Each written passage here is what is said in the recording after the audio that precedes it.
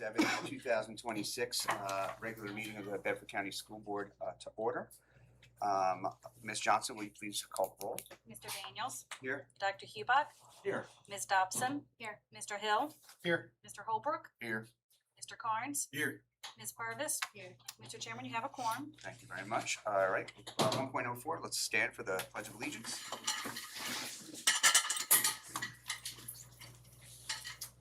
I pledge allegiance to the flag of the United States of America and to the republic for which it stands, one nation, under God, indivisible, with liberty and justice for all. All right, please bow your heads for a moment of silence.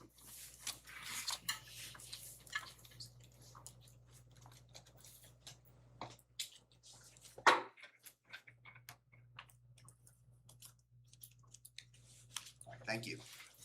2.01. Excuse me, Mr. Chairman, if you could request a motion to approve the agenda. Oh my gosh, I skipped that? All right, let's go back to 1.03. Do I have a motion to approve the agenda? So moved. All right, we have a motion, second, and we have a second. Any discussion? All those in favor signify by saying aye. Aye. Opposed? All right, we are approved. We did 104 and 05. So 2.01, Superintendent's Student Advisory. Before I present my superintendent's report tonight, I am excited to introduce several members of the Superintendent's Student Advisory Council to speak to their concerns about vaping of their peers and on their campuses.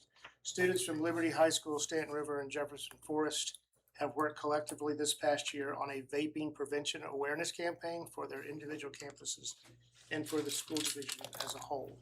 We are proud of their work and excited to see their drive to make a difference on their campuses and their communities for years to come. I'm going to turn this over to Dr. Woodford at this point, who has a presentation that we've worked on that will show what the kids have been doing on their campuses. Thank you, Mr. Dufair. So I'm excited to share with you the work of our Superintendent Student Advisory Council and the incredible efforts our students have made this year in raising awareness about vaping. To begin, I'd like to provide a little bit of background on the Superintendent Student Advisory Council. This group is made up of juniors and seniors from all three high schools who have applied at the beginning of the school year, and they were chosen by their administration to represent their high schools. These students commit their time to attending meetings, providing feedback to staff, and collaborating as a unified team to help improve our schools. The council meets with their executive staff every few months to share their perspectives and their ideas. This year, we expanded the group to include 9th and 10th grade students as well, allowing for an even broader representation across our schools. These students met only with the high school teams at their individual schools. At this time, I'd like to recognize our team. While not all members could be here tonight due to athletics, graduation, work, and all of their commitments as teenagers and young adults, every single student contributed to the work that you're going to see presented this evening. The students who served this year from Jefferson Forest High School were Leo Chang, Ella Wynn, Audrey Stennett, Carter Woody, Zoe Navilla, Sarah Harper Richardson. The students who served from Stanton River High School are Carly Overstreet,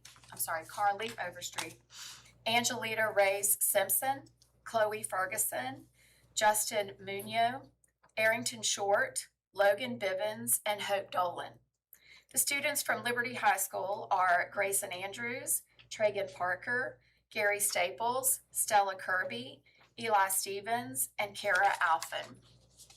Now, you may be wondering why vaping awareness. So during the 2024-25 school year, the Superintendent Student Advisory Council spent considerable time identifying problems that affect all schools in our school division. While many strong ideas were discussed, one issue continued to rise to the top: substance use, specifically tobacco and vaping.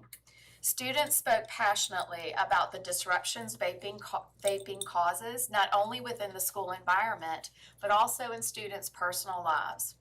When the executive team met prior to the start of the school year, they reflected on how meaningful and important these conversations had been.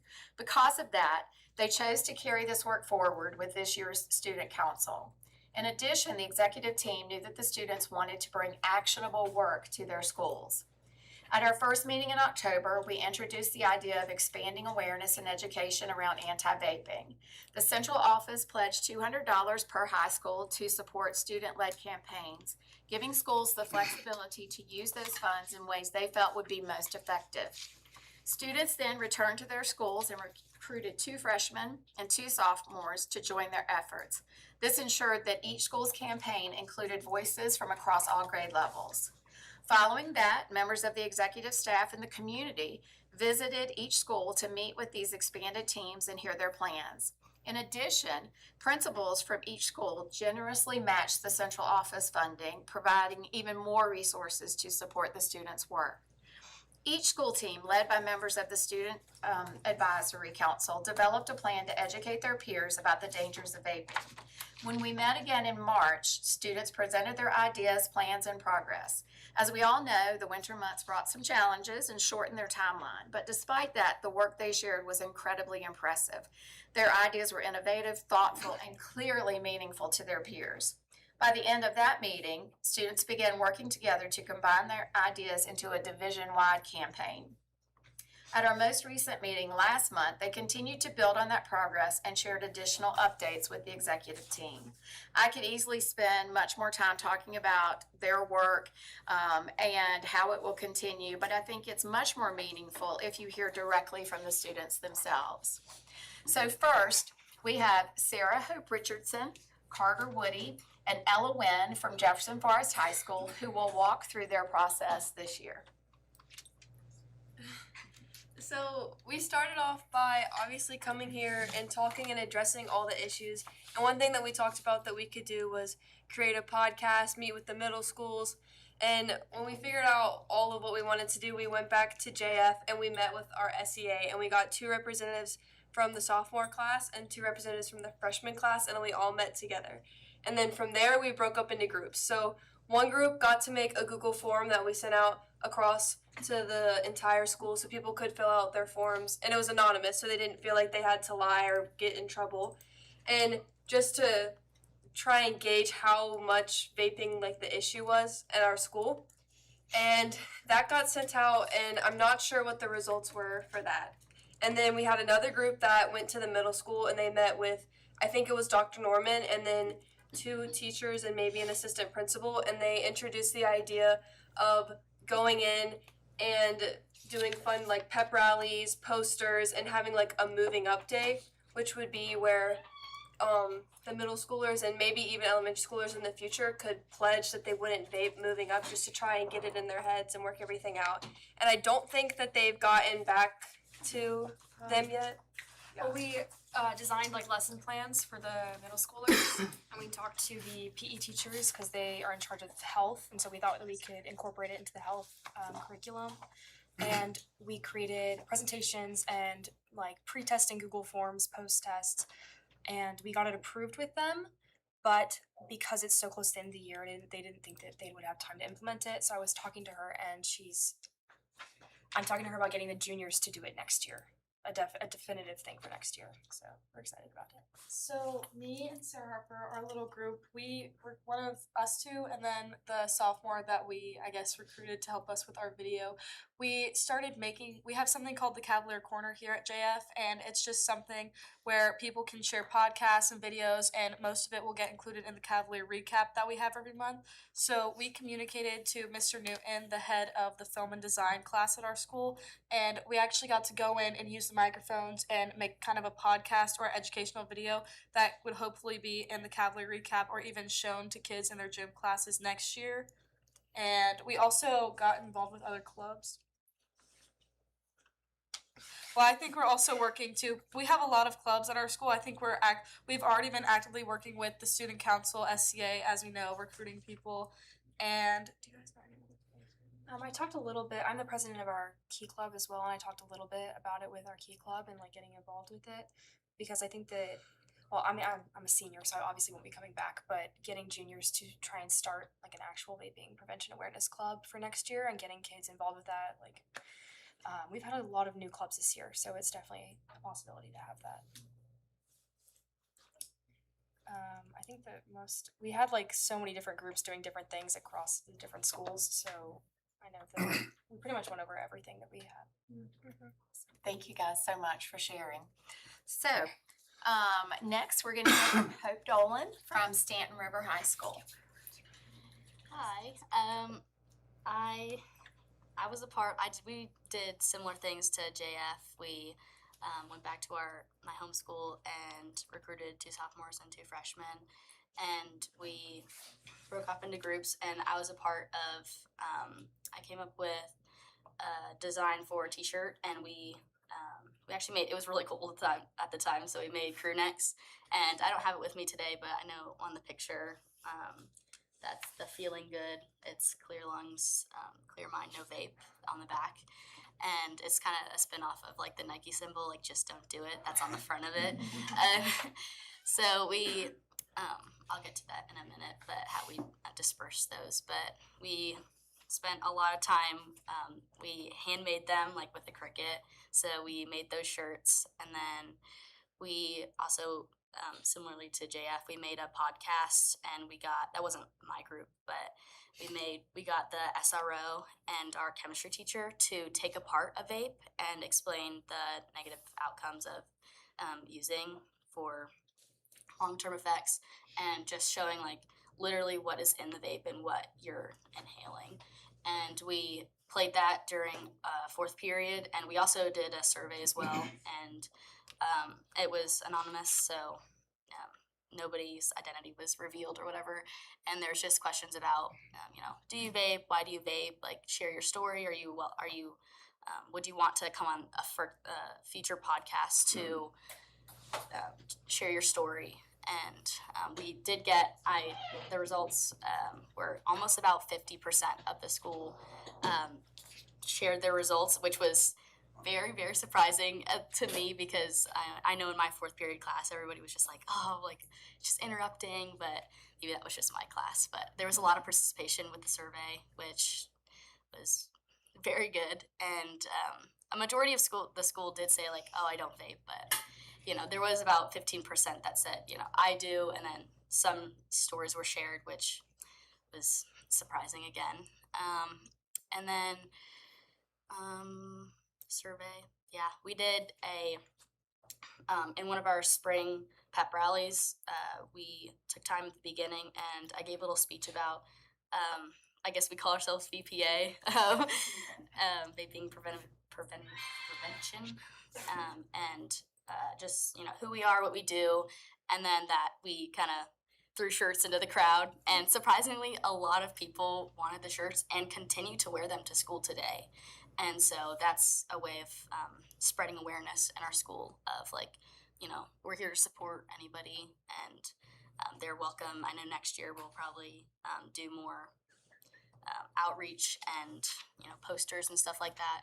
And then again, for future, like next year, I know we'll meet pretty soon after school starts again to, I know Liberty will talk more about it, but doing like a signing off to vaping poster, and that's either can be made or bought and then displayed at lunches or hung up in the hallways, or bring that to like moving up day for the 8th graders and just have them like sign it and just kind of pledge like, I'm not gonna vape. And that again just brings awareness to the schools. And also getting a guest speaker, we want to shoot for someone who's on the younger side, like closer to our age, and to someone who's obviously overcome their addiction to vaping, and then just share their story. And I think we all collectively kind of think that having a younger guest speaker would touch more of the students, because it's not somebody of like authority, telling them, oh, don't do it. So we think just providing a positive environment for students to come either ask for help or just feel included, we believe that would make a big impact in our school. Well, thank you both. Lastly, while representatives from Liberty High School were unable to join us tonight, Mrs. Kristen Eanes will share an update on their work. So, thank you. Like Dr. Woodford said, the high school group couldn't attend tonight due to previous engagements. However, we still wanted to highlight their excellent work and ideas.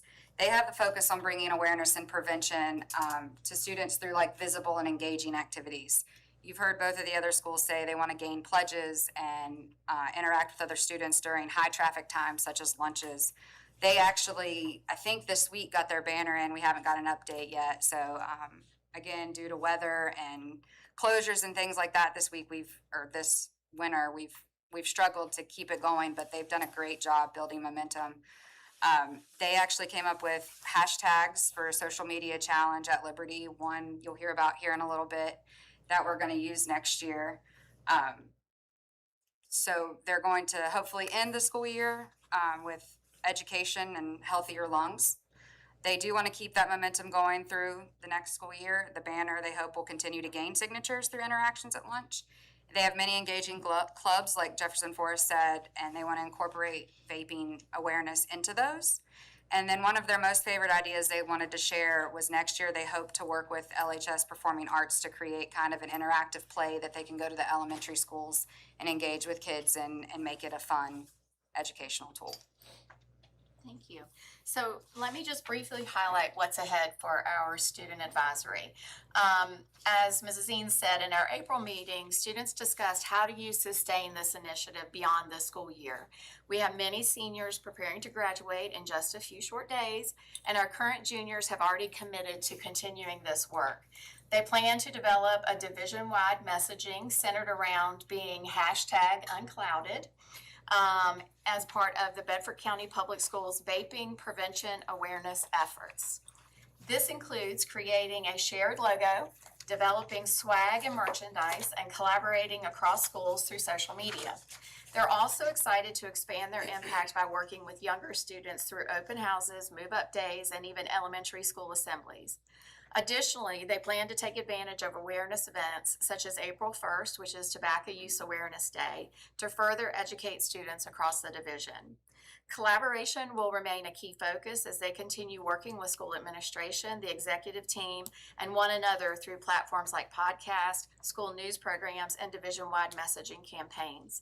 As we close, I just want to take a moment to say how proud we are of these students. Their leadership, their dedication, and willingness to take on this important issue truly speaks volumes about the character of our students. Thank you to our students for giving their time and energy, even with their many other commitments. Thank you all as well to our teachers and administrators for supporting and encouraging this work every step of the way.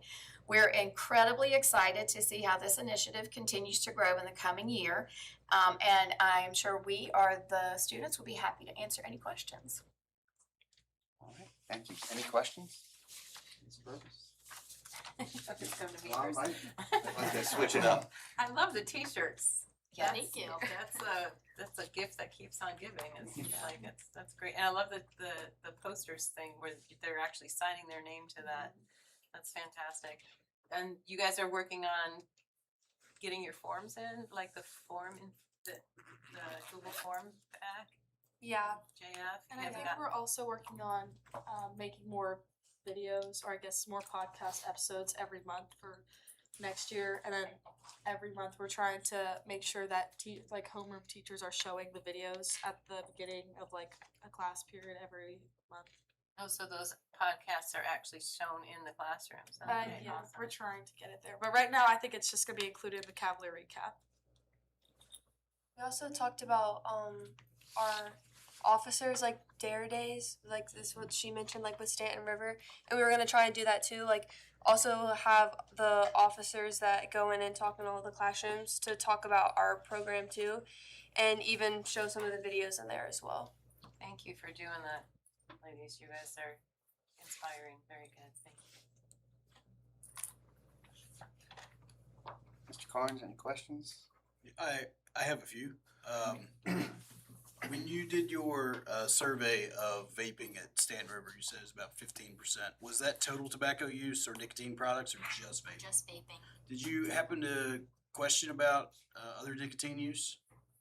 I don't believe so. Okay.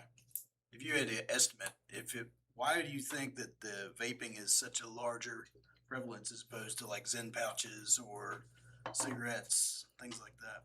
I know cigarettes produce a smell that can't be easily hidden, and I know just vaping is easier to either hide or just use on the daily, and I guess it's also cooler. I know Zens are I know they are widely used.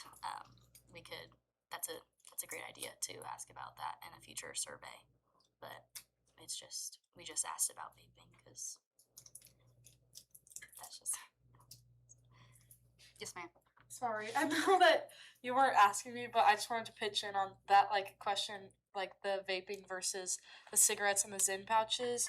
I feel like personally, I think it's because I think vaping is easier to hide as a student, because for cigarettes you have to light them, and you can't really do that in school. And also, Zyn pouches, I guess, just aren't as cool, and I guess you could probably tell if somebody has it, but vaping at school, I know a lot of students, it's just really easy to hide, and I think it's really also easy to get your hands on. And I think that's like a main problem, is that people are like sharing it rather than people sharing like the other stuff.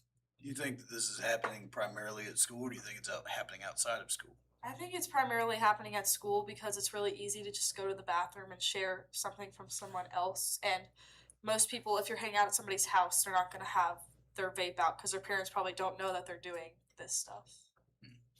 Just to pitch in on that, I know some of my friends and other people I know, they only vape at school because, again, their parents don't know, and so they get it from their friends, and so it's just easy access to get it from other people who have it from either their adults at home who do it or older siblings.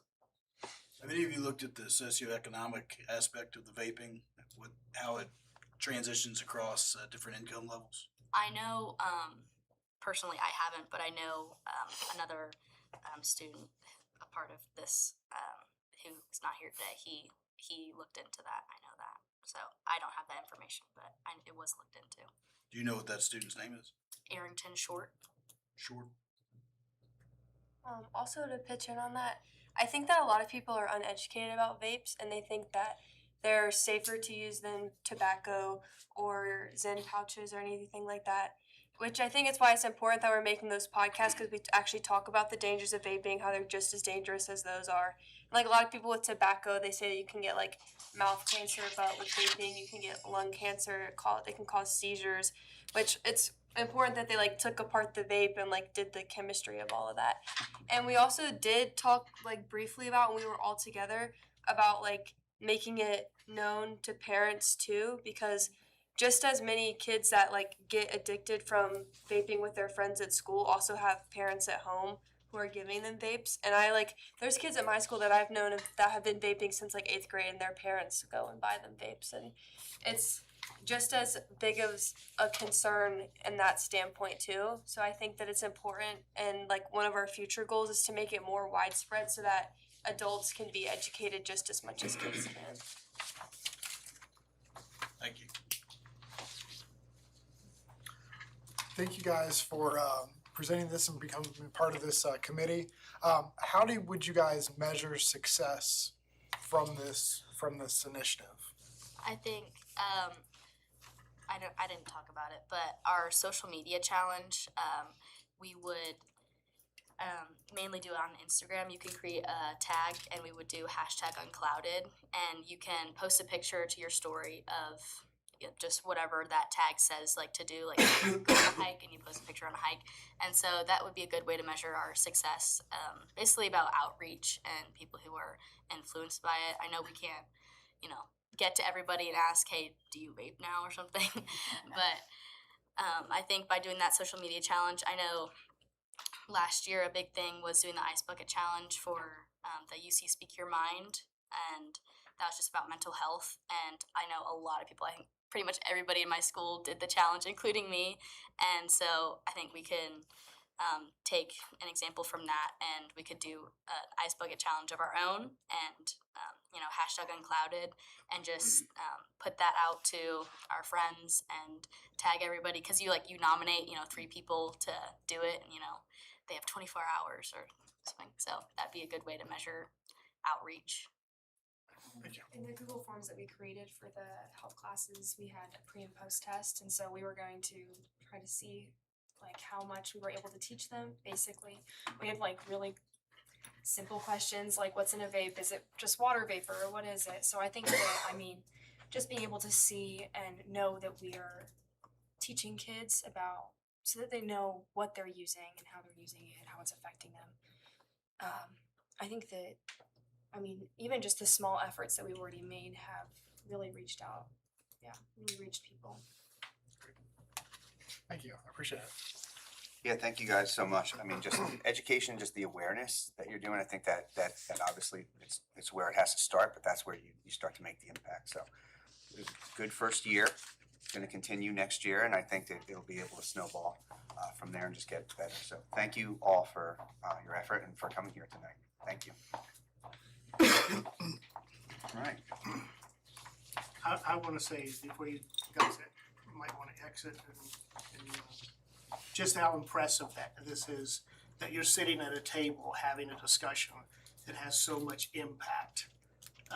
And if you just touch a very small percentage of the kids that you are going to school with, you have made a huge impact, because that has a trickle effect. So I wanted to publicly say, it's been a joy working with those of you that are seniors. I know you're down to about 11 days, if that.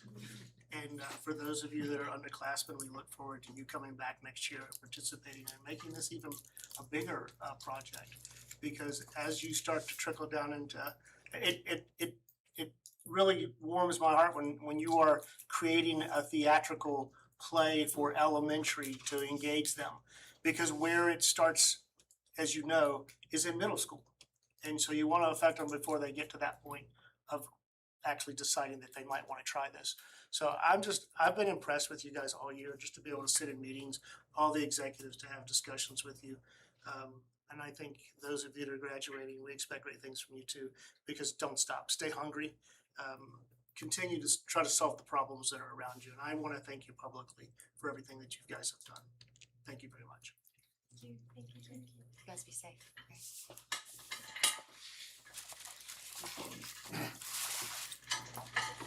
All right. It's easy to sit when you sit down with young people like this and they pick what is a crisis.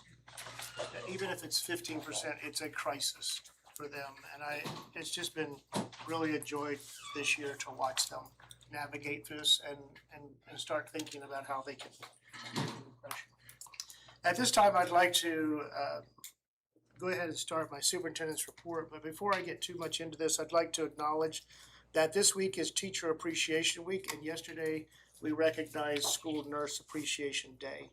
We're very appreciative of the hard work and dedication of both our teachers and our nurses, and all of the dedication and commitment that they put into furthering our students' education. And I want to publicly thank them for the difference that they've made in our students' lives.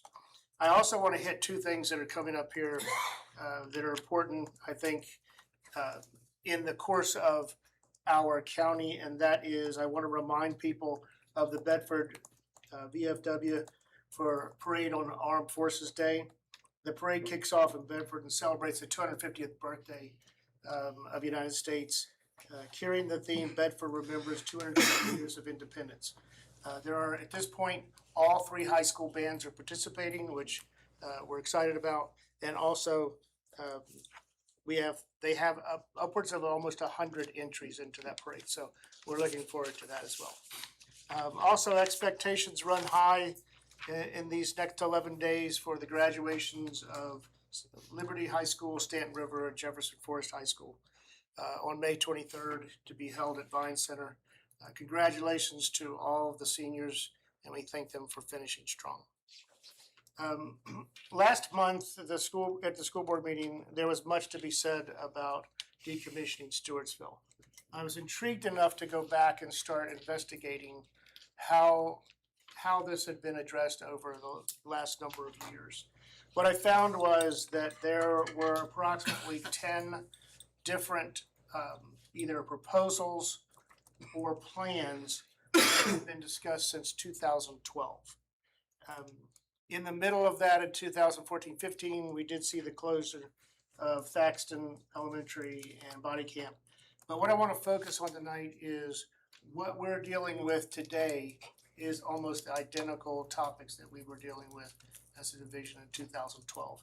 I sent you guys a document with that in it, but I want the public to understand that this is nothing new.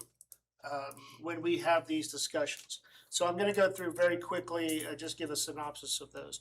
October 2012, there was a proposed elementary redistricting plan that would address the overcrowding of Forest Elementary and New London Academy that involved 5 or 6 other elementary schools that surround them. They include Boonesboro, Otter River, TJ, Big Island, Bedford Elementary, and Bedford Primary.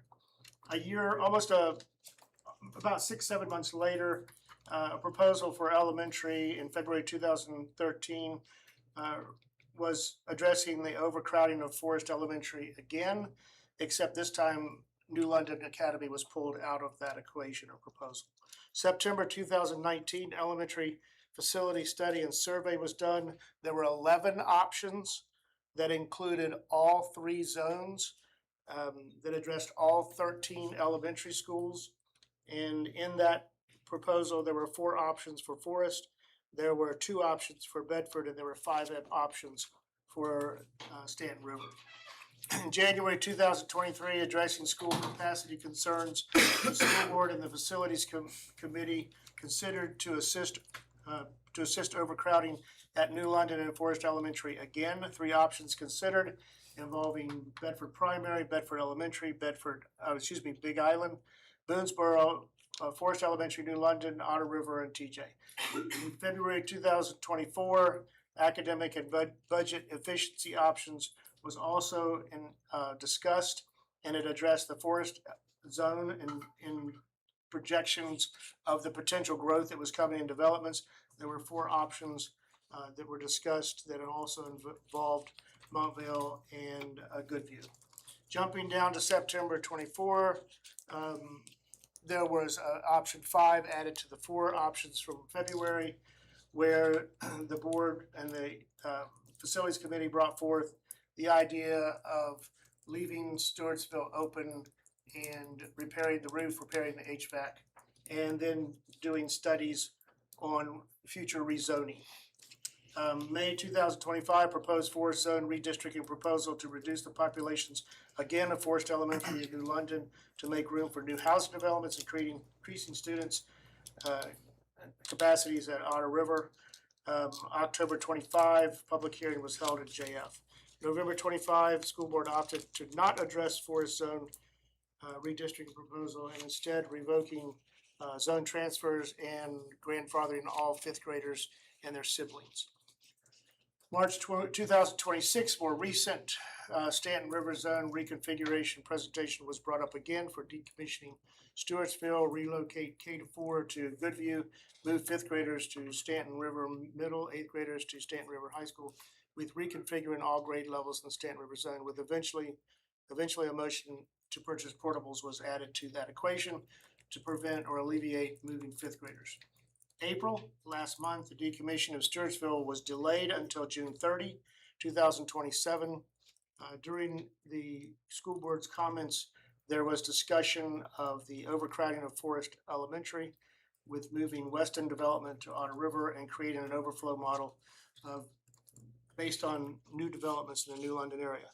Only the Forest Elementary Weston to Otter River proposal was given consideration, and that public hearing is being held tonight for that proposal. When you look at all of these things over time, the same issues do exist. And it is one of the reasons in the last month why in Mr. Hagler's presentation and my request as well, we asked for an all districting or district-wide all districting of all 3 zones. Based on that, I want to make this statement very clear. As we move into the information public hearing phase tonight regarding the overcrowding of Forest Elementary, it is recommended by myself and the executive staff to not consider the FY26 Weston assignment to Otter River or the FY28-27 reassignment to Otter River as recommended in the consideration of Mr. Hagler's original Forest Elementary reconfiguration consideration. As a reminder, it is also recommended that the superintendent and the executive staff have brought up to a request to the board to review on June 11th what will be a request for proposal from a third-party vendor for district-wide redistricting study, and I thank you for moving on that last month. At present, the request for proposal timeline has been initiated with the issuing of the RFP on April 23rd. Proposals are due to BCPS on June 3rd, with the facility committee input expected during the week of June 4th through 10, and then a contract discussion held by this board on June 11th. In closing, I would like to state that moving students from Forest Elementary to Otter River Elementary at this time will not only temporarily, will not offer but a temporary capacity relief. It will also create confusion with future proposals and precede any benefit of an all-inclusive district-wide redistricting plan. And we'd like to make it very clear that we need to look at elementary, middle schools, and high schools when we look at this wide review or district-wide review. Forest Elementary School has been the central of redistricting conversation since 2012, and it is our belief that one additional year of wait is the best way to move forward at this point. As we move into redistricting conversation, I want to make sure that we all, being stakeholders in this, whether we're parents or whether we're executive team or teachers and the students themselves, we all have an opinion of what we think we should do, but I would ask for everyone to have an open mind as to why we should or why we should not address this issue. While we can argue for the sentiment of keeping it an under-capacity school open for various reasons, it does not stand against financial loss that this division is currently facing on a year-to-year basis, nor does it prepare BCPS for the option of a robust academic and financial future for our children's children. And the reason I say that is because if you go back 14 years, some of the kids who we were probably defending 14 years ago might very well be parents now in this conversation. And so at some point in time, we have to address this on a generational view. Money spent in keeping under-capacity schools open is money not spent on academic progress, building efficiency, financial efficiency, a competitive salary consideration for our administration, faculty, and staff, and the overall need to support our students' academic growth. I thank you for the cooperation to this point, for hearing my concerns, and for considering moving forward with a district-wide redistricting plan. I think it best suits Bedford County Public Schools at this time. That concludes my report. Thank you very much, Mr. Dupere. 2.03, update on the fiscal year 26-27 budget. Mr. Hagler. Yes, unfortunately, this is just a staff report tonight.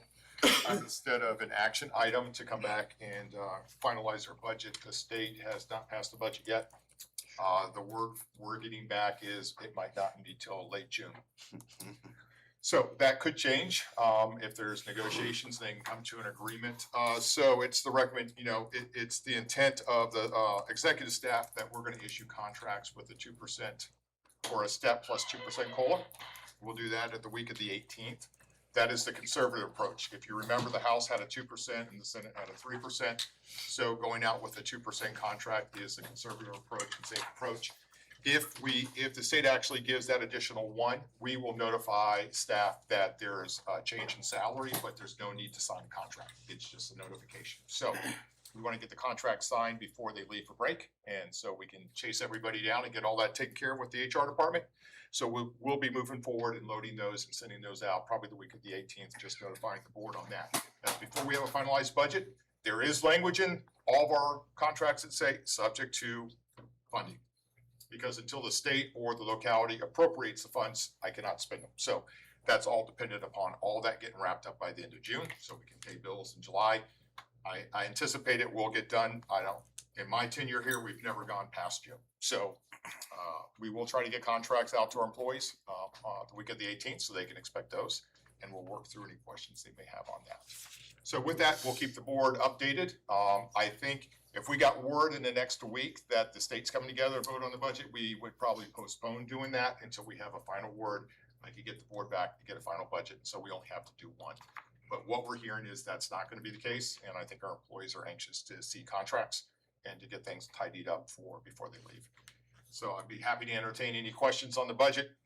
Still waiting on the state. I will say that the county will vote on their budget on the 26th. They're waiting on the state too, but I think they've wrapped up their side, and I think they've communicated to us, which we passed on to the board, what we expect from the county and funding for next year. So I'd be happy to answer any questions you might have. Any questions? Questions?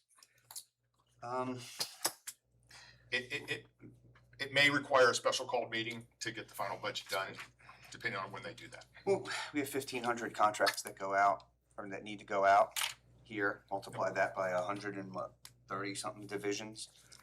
And however many students we have, it affects a lot of people. It's amazing that they could not get this done. Should have maybe spent time actually trying to solve this problem versus playing politics, I guess. I was told that they're blaming each other, and it's amazing because they're on both of the same side of the aisle. But leaders lead, and I expect that, we all expect, I think everybody expects that they get the job done and pass a budget in a reasonable amount of time. That's my aside. Thank you. All right, we got some time. Informational items, 3.01, Mr. Hager, redistricting of Weston. I think we're 2.0. Oh, wait, hold on, 2.4, sorry. That's 2 mistakes today. I'm really, must be the range. Strategic framework update, Mr. Sexton. Yes, good evening. Tonight I will be sharing our next strategic framework update. This slide is very familiar. We've seen it quite often, but it's important because every initiative that we're discussing ties directly back to our main goal, and that is building citizens, promoting success. Through our mission and core values, we ensure every student has the opportunity to learn, grow, and thrive in a safe and supportive environment. As a continuation of last month's meeting presentation by Mr. Tucker, we will again focus on Goal 2, which is Bedford County Public Schools will provide safe and supportive learning environments, both physically and emotionally, which enable all students to think critically, collaborate, create, communicate, and become productive citizens. The focus tonight will be on Strategy 3, which is cybersecurity and healthy digital habits. Strategy 3 focuses on establishing safe, secure, and responsible digital environment for all students and staff by strengthening cybersecurity practices, promoting cyber training, and encouraging healthy digital habits. The division aims to protect critical systems and support positive, informed technology use throughout Bedford County Public Schools. I will briefly talk about the action steps that we have here. And kind of to start, we will strengthen technology protections, improve cybersecurity awareness, enhancing incident response readiness, conduct tabletop exercises, and strengthen vendor and application security. While these action steps outline what we are working toward, the next slides highlight the indicators of success we will use to measure the progress, effectiveness, and accountability in each area. So we have recently rolled out endpoint detection and response, or EDR, to all Windows endpoints across the division. EDR is an advanced security solution that continuously monitors our devices and servers for suspicious activity, and our systems are actively monitored 24/7 to help quickly identify any kind of oddities. They kind of get a baseline of our systems and then kind of go from there if there's any kind of thing that they see that is high risk. It's almost like having another position, a cybersecurity expert, full-time.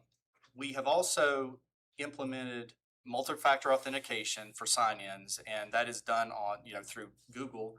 We also have MFA currently on Windows accounts for employees working in critical and high-risk departments such as payroll, human resources, and information technology. We will measure progress through expanding EDR MFA coverage and reduce security threats and improved response times. The human cyber risk is a very important part of cybersecurity. We've recently implemented new human cyber risk platform that we believe will help build a stronger culture of cybersecurity awareness across the division. Through ongoing cybersecurity awareness training for staff, we want to achieve 100% completion, lower phishing email click rates for both simulations and real-world emails and threats, and increased reporting of suspicious emails by our staff, and a stronger overall awareness of cyber risk and the seriousness of it. As the program continues to grow, we would like to expand specific cybersecurity and phishing awareness training opportunities to our students as well. For incident response, we really want to establish an annual review and update process for our cybersecurity incident response plan to ensure that it remains current and effective. Success in this area will be reflected through routine testing of our backups and recovery systems, improved communication and response procedures, and the ability to restore critical systems and services as quickly and efficiently as possible. We will conduct and complete annual tabletop exercises to practice responding to realistic cybersecurity scenarios and incidents. This work will involve full participation from leadership and key departments while helping identify and address areas for improvement. It will also strengthen our overall preparedness by ensuring staff understands their roles during an incident. And we also will be establishing a formal vendor risk assessment process to evaluate applications and vendors before approval is granted for use within the division. This process will help strengthen the protection of student and staff data, support compliance requirements, and reduce the use of unauthorized or high-risk applications across the division. As we move into next steps, our focus shifts towards implementation, consistency, and continuous improvement. Moving forward, we will establish annual targets for security coverage, staff training, and incident response readiness to help measure progress over time. We will continue to formalize security processes such as strengthened device protection, multi-factor authentication controls, and vendor and application review workflows while expanding cybersecurity awareness training and phishing simulations to reduce that human risk part. In addition, we will conduct regular testing through our incident response plan and update as necessary. We will continue with tabletop exercises to ensure that we remain prepared and strengthen our overall security posture. And with that, I thank you for your time and would be happy to answer any questions. All right, thank you, Mr. Sexton. Any questions? I know that we had, and this is not necessarily for security, but we had done, you had done some research on how much Chromebook use is happening. You know, I don't know, Mr. DePere, if you're the person to answer this, but we had talked about having a campaign to tell the teachers to, you know, make sure their Chromebooks are closed when they're not in use so that we are not getting false data. Has another, have you been keeping up with what's going on? Has that improved or what's been? So I'll be honest with you, our team, the instruction team talked about that. And right now with the last 6 weeks of school, we didn't want to limit, we're preparing for SOL tests, which is, they're all online. And so we just felt like at this point in the year, we wanted them to focus on instruction and catching up on all of that missed time. So we'll look at it next year. I think there's so much happening in the classroom. I don't want to burden our teachers with worrying about if we're gonna be taking data off the Chromebooks and things like that. I'm trying to balance out the stress for our teachers. We're also one of the lowest paying divisions. I just want to keep our teachers and not keep pushing things down on them. So our team will continue to talk about it, but we discussed it after the last board meeting and felt like it just wasn't the right time right now. So we'll be looking at it again, and our message has always been, as much as you can, your instruction should be face-to-face and not on Chromebooks. So I think we want to focus on good instruction and teachers having tools that they need. So I we'll just don't want continue it to to look fall at by the wayside. I want to make sure that we keep, now that we have the program to do that, I want to make sure that we're using it and encouraging, holding teachers accountable to that. I know that I've talked to some teachers who basically just have the kids on their Chromebooks most of the time, and they argue that that's because of the SOLs, they have to prepare, so all year long, all they're doing is being on their Chromebooks. And I think, I don't wanna see that Yeah. continue. I wanna see some I think changes what our there. instructional team is seeing is that that's not really what's happening. There are some schools that we are using it a little bit more than we would like for them to be using it. And we've addressed that with administrators and them talking about their strategic planning and working with their teachers.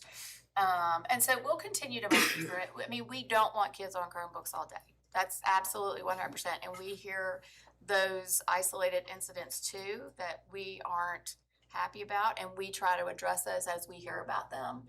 I think I would rather the program work to try to really see active activity on the Chromebook rather than it just sitting. Like, I think the product could make some changes so that our teachers aren't always worried about, oh, if you're not, close that because we're going to talk about this for a minute and open it back up and wait for it to come back. I just felt like my message would rather be, I want you to be using this tool for really good instruction and spending time with kids. So we'll continue to fine tune that and make sure our teachers are hearing that. Any other questions? No? Questions? Have you noticed, putting some of these in a reduction in some threats and attacks and that kind of stuff? Yes, I will say that, it's never ending battle. Every time you put one block in place, they will find 5 more to try to get around. I mean, just recently, we received an influx of like phishing emails. A lot of school districts did across the nation just in the past couple of weeks. And we felt a little bit from that, folks getting their account compromised. So the more that we can do to I think our biggest issue is that we just really have to make our staff understand how critical it is that they pay close attention to these emails that they get. One of the things that we try to tell them is, if you're not expecting an email from this person and it has an attachment and it has this weird link in it, contact them some other way and make sure that it is legit. Just don't randomly click on links, don't download attachments. And, this cybersecurity training platform that we have, it's actually, it kind of changes the way that we do things. We want to celebrate the people that don't click on links. And so we're trying to change that whole attitude that people have towards cybersecurity. And, we're doing like little prizes and things like that for the folks that earn points by not clicking or by recognizing those emails and reporting them.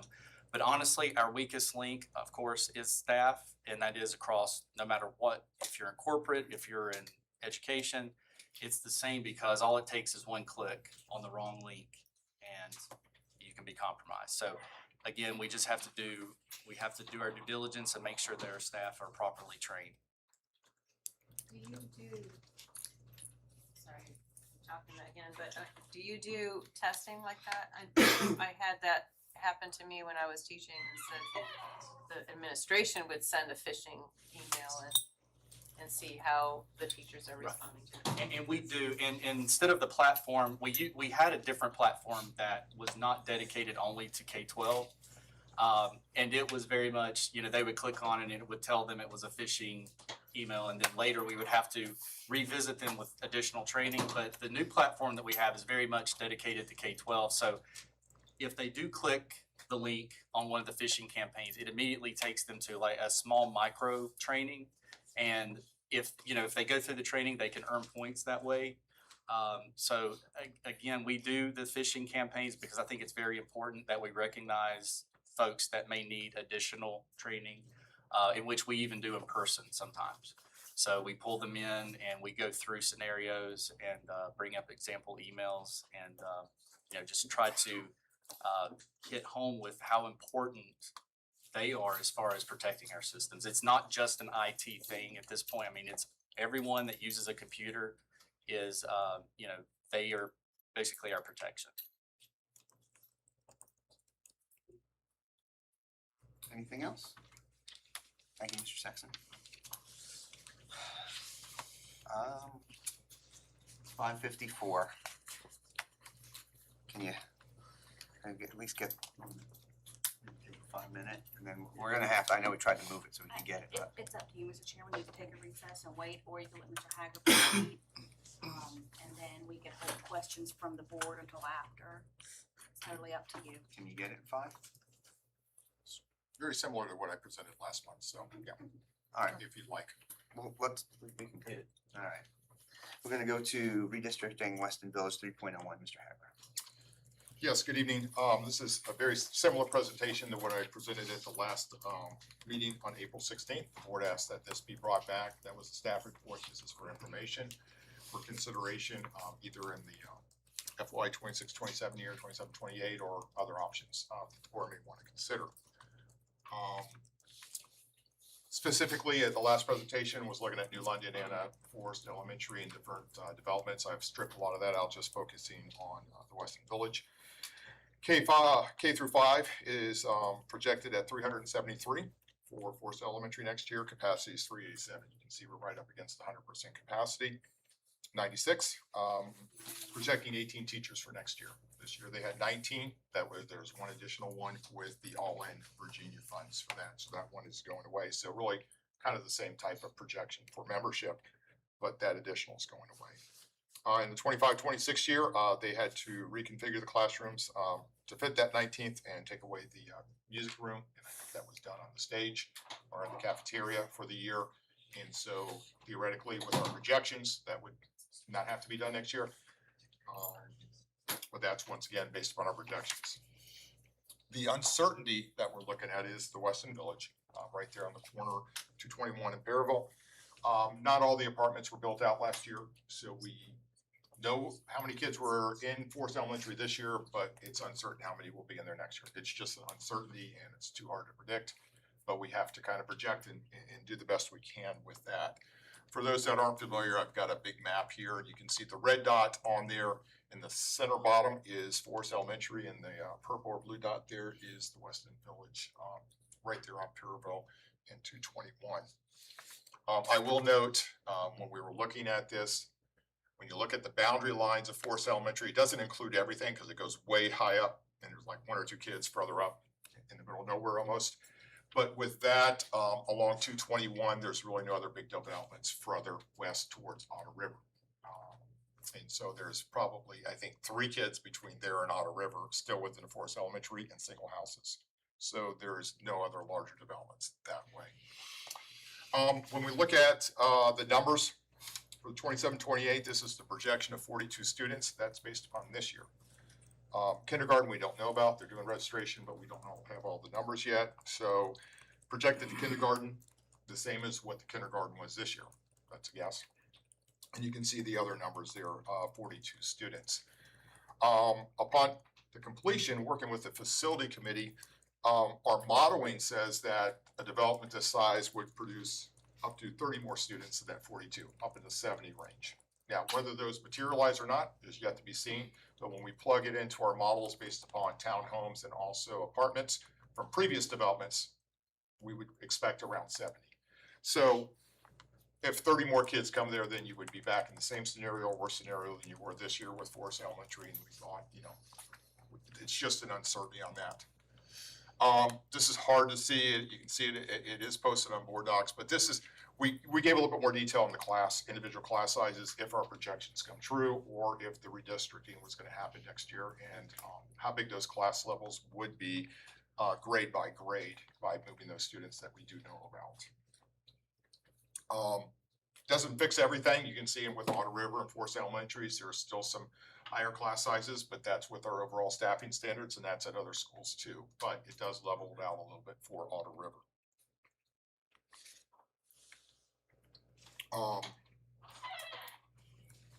33 students that we know of right now. That excludes 5th graders that are going to be going to the middle school.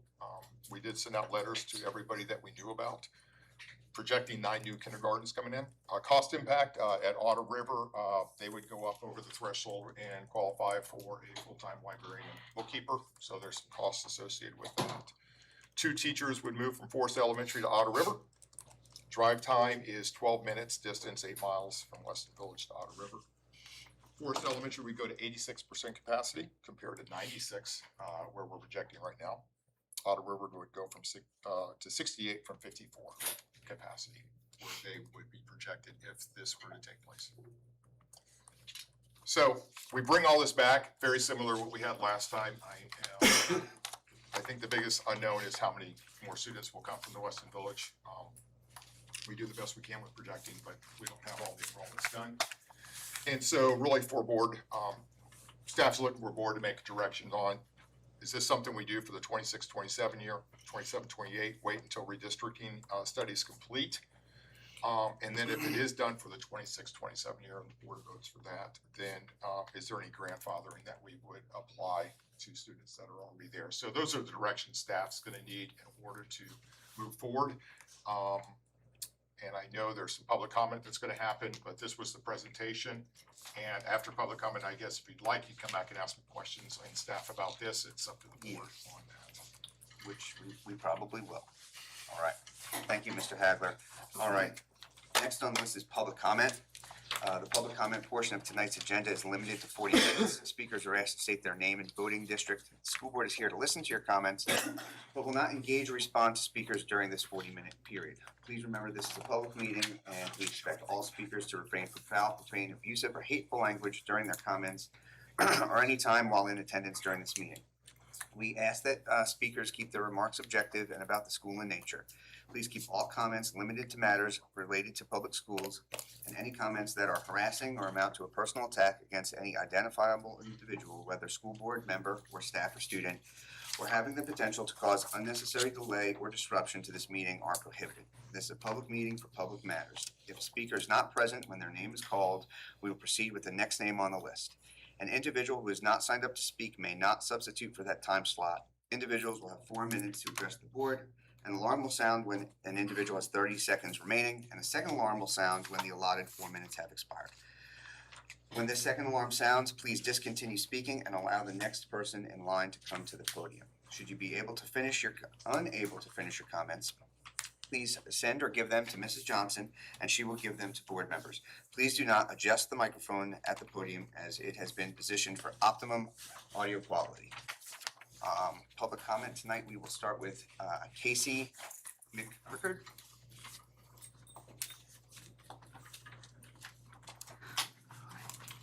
Good evening, my name is Casey McCrickard and I live in District 3. I understand that redistricting the county is currently being discussed for a solution to overcrowding in our schools, but I'd like to present another idea, one that Mr. Daniels mentioned but has not been fully explored. Year-round schooling at schools that are nearing or already over capacity. I propose implementing a multi-track year-round calendar at Forest Elementary, New London, and potentially Goodview. In a multi-track system, students and teachers are divided into 4 tracks. Each track attends school for 9 weeks, followed by a 3-week break. And those schedules are staggered throughout the year, so at any given time, only about 75% of students are in the building. That means we can immediately reduce overcrowding without building new schools or without redistricting families out of their communities. Each grade level would have 1 to 2 teachers per track, and that teacher would follow the student's schedule. This allows class sizes to remain manageable, which is making better use of the space we already have. For resource and special education teachers such as PE, music, art, library, and support staff, those roles would likely transition to 12-month roles because they would serve students across all tracks. However, they could still be provided flexible time off throughout the year. I understand a concern families may have is how year-round calendar would align with the traditional calendar, especially for families with children in multiple schools. But in districts that already use this model, major breaks like Thanksgiving, winter, and spring are aligned so all tracks are off at the same time. This helps maintain consistency across the district and allows families to plan ahead just like they do now. It's also important to note that students would still receive the same 180 instructional days as they would in a traditional calendar. The difference is, instead of 1 long summer break, they would get shorter, more frequent breaks throughout the year, which can actually help reduce learning loss and burnout for students and teachers. Most importantly, this is a solution we can implement using what we already have. Redistricting can be disruptive for families and communities. Building new schools takes years and significant funding, but a multi-track calendar would help us relieve overcrowding now by maximizing the buildings we already operate. This is something that can also easily be converted back to a traditional calendar if and when population slows down. This isn't a new concept. It's a model that has been successfully used in other districts facing the same challenges we're facing today. The board has often made comments that they want solutions rather than complaining. I think this could be a practical solution, and I encourage the board to take a deeper look into this option and consider piloting a program at one or more schools before making permanent boundary changes. Because before we move families, redraw lines, or invest in new construction, we should fully explore solutions that allow us to keep communities together while still meeting the needs of our growing student population. Thank you. Thank you very much.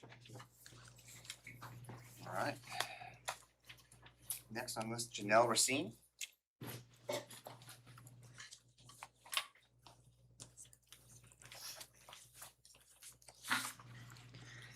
Hi, my name is Janelle Racine. I'm District 2, and I actually want to talk about a topic you guys were touching on earlier, the growing reliance on technology for in-class education at all levels, but especially the elementary school.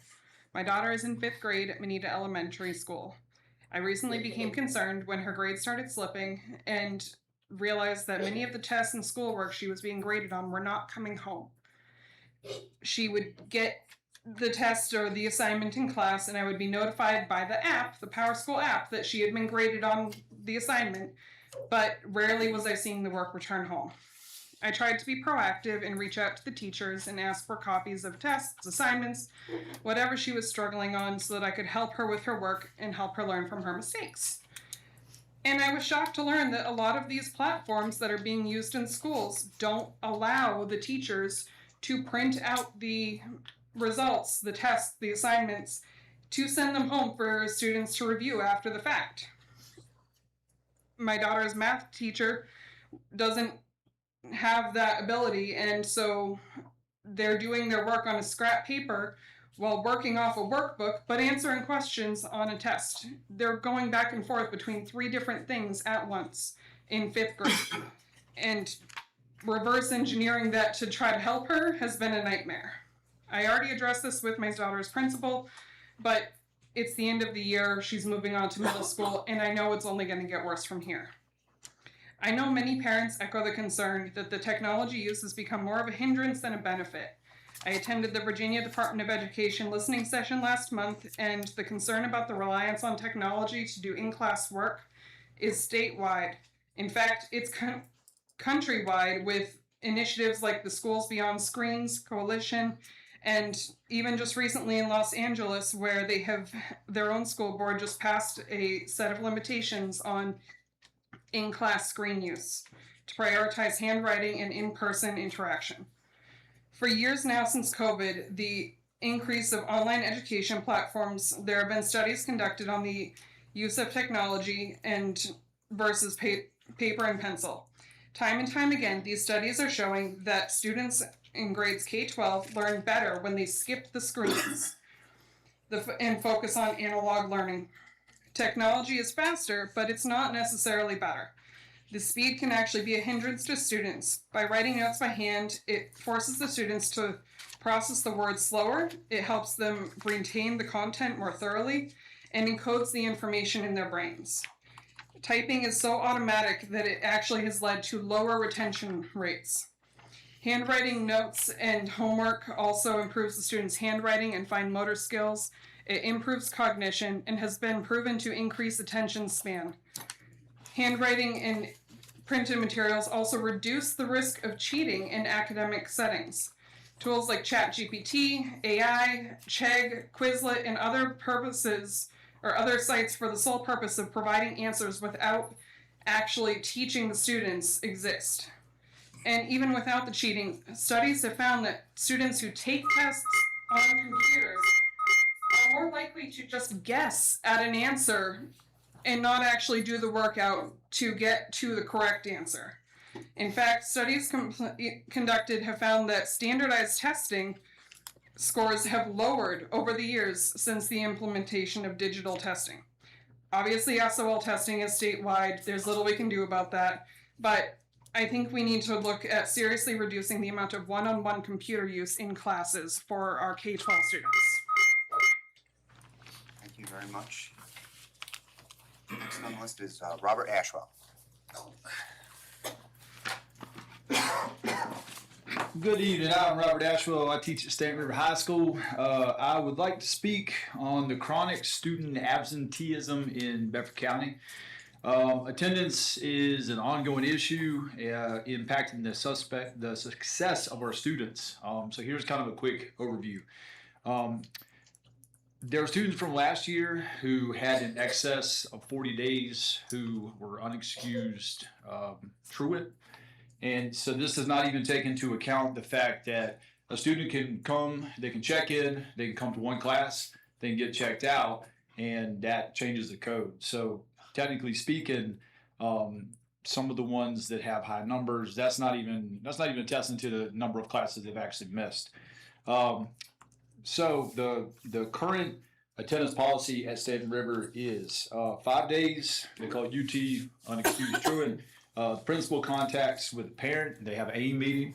At 10 days, the principal and parent conference, and they have a best meeting. From there, it goes to truancy court, and that is kind of out of the hands of the county at that point.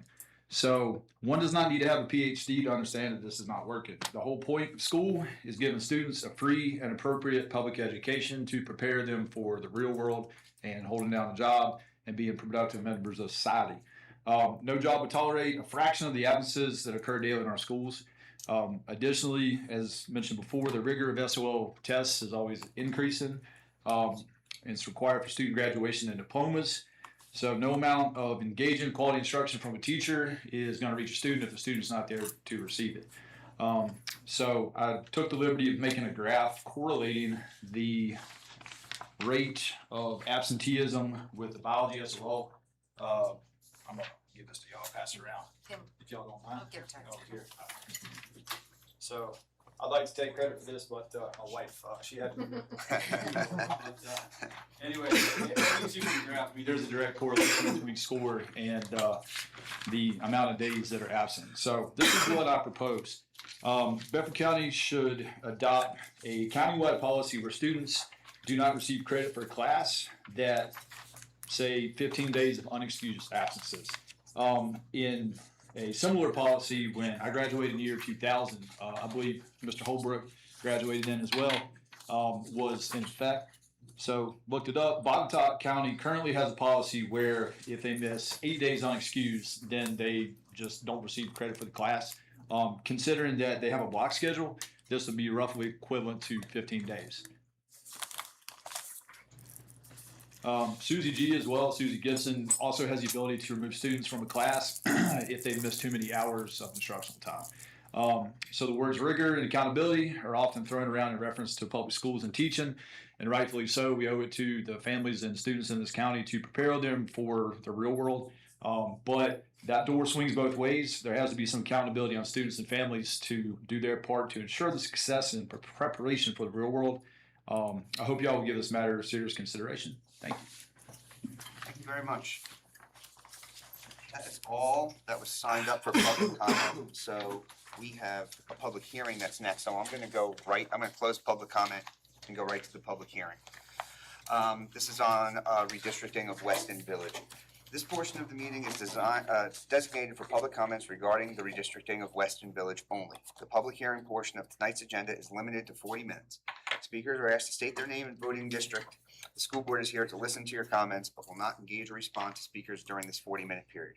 Please remember this is a public meeting, and we expect all speakers to refrain from any foul, profane, abusive, or hateful language during their comments or any time while in attendance during this meeting. If a speaker is not present when their name is called, we will proceed with the next name on the list. An individual who has not signed up to speak may not substitute for that time slot. Individuals will have 4 minutes to address the board. An alarm will sound when an individual has 30 seconds remaining, and the second alarm will sound when the allotted 4 minutes have expired.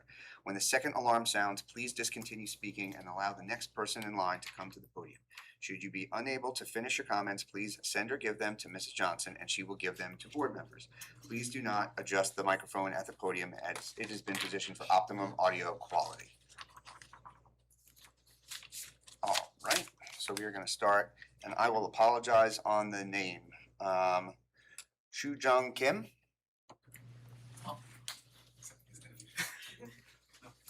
I'm sorry, can I distribute some handout? I have only 9 copies. Yes, great. To Ms. Johnson.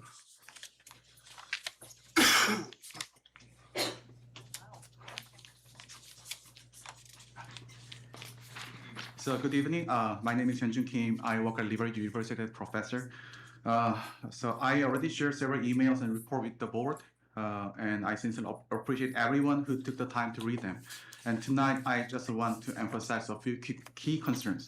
So my main concern is that this proposal may not achieve its intended goals, so unfortunately. The current assumption is that the enrollment is really static, while in reality, it can be dynamic system influenced by policy and housing decisions. Ever since we received letters, I have consistently heard 2 reactions. First, this does not make sense. Second is that if this happens, we may need to move. Okay. But this is reality. And some residents already said they may not renew their leases, and some homeowners are seriously considering relocation, and I am one of those. If this proposal moves forward or remain unresolved, more families are likely to consider relocation. And because of that, I believe the actual balancing effect may be much smaller than expected. Secondly, I want to mention some concern about the serious conservatism in the projection of 72 students. I submitted a handout, it might be some tight time, about this analysis to save time. Most of our apartments have already been occupied for years. There's no apartment construction recently. And then we have recent townhome completions. And as I know, based on the townhome site map, only 16 townhomes remain unsold. Given those conditions, the idea that 30 new students will suddenly pop up in the coming fall or next fall is just very unlikely. And my own analysis suggests that we may have up to 46 or 50 students, this is an estimation, assuming full occupancy. I don't think that'll be happening this fall or near fall. So again, when human behavior and policy effect are considered, the actual number may end up being even lower. And please note that student distribution across the different grades, so they are not in the same grade. So removing 4 or 9 students from a single grade does not empty classroom, unfortunately. So moving Western students does not solve the classroom capacity issue at the Forest Elementary School, in my opinion. I would like to briefly comment on the distance and community structure, because some people will see that just 15-minute driving may not be a big issue because they're happening all the times, right? But in our case, we are living in the forest, and then there's somewhat connected to Lynchburg as a living area. But yeah, in school community are formed through the shared daily living patterns, but unfortunately, Oro River has no sharing with our daily routines. So which means this is not simply extended distance. This is simply fundamental different community, and then use for their children and families. I understand both members should consider worst case scenario. I totally get that. And there should be some kind of consideration of benefit and cost. While the expected benefit may be more limited than assumed, the cost could be much significantly higher. Please consider the financial, emotional, logistic, and the education impact on children and families as cost on your spreadsheet. I beg you. Given the uncertainty in both benefit and cost, I respectfully urge the board to withdraw this proposal for at least several years and then monitor actual enrollment trends. And then we can really discuss what could be permanent and sound solution. Finally, regardless of the decision, I sincerely ask that the grandfathering clause can be included for all current students in any cases. Thank you for your time and consideration. Thank you. Thank you very much. Next on the list, we have Lexi Darnell.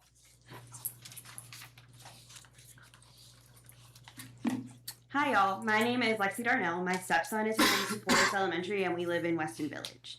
I'm just kind of confused by all of this, if I'm being really honest. So I work in education, I don't work in Bedford County Schools, so I know how redistricting goes. I know that it happens.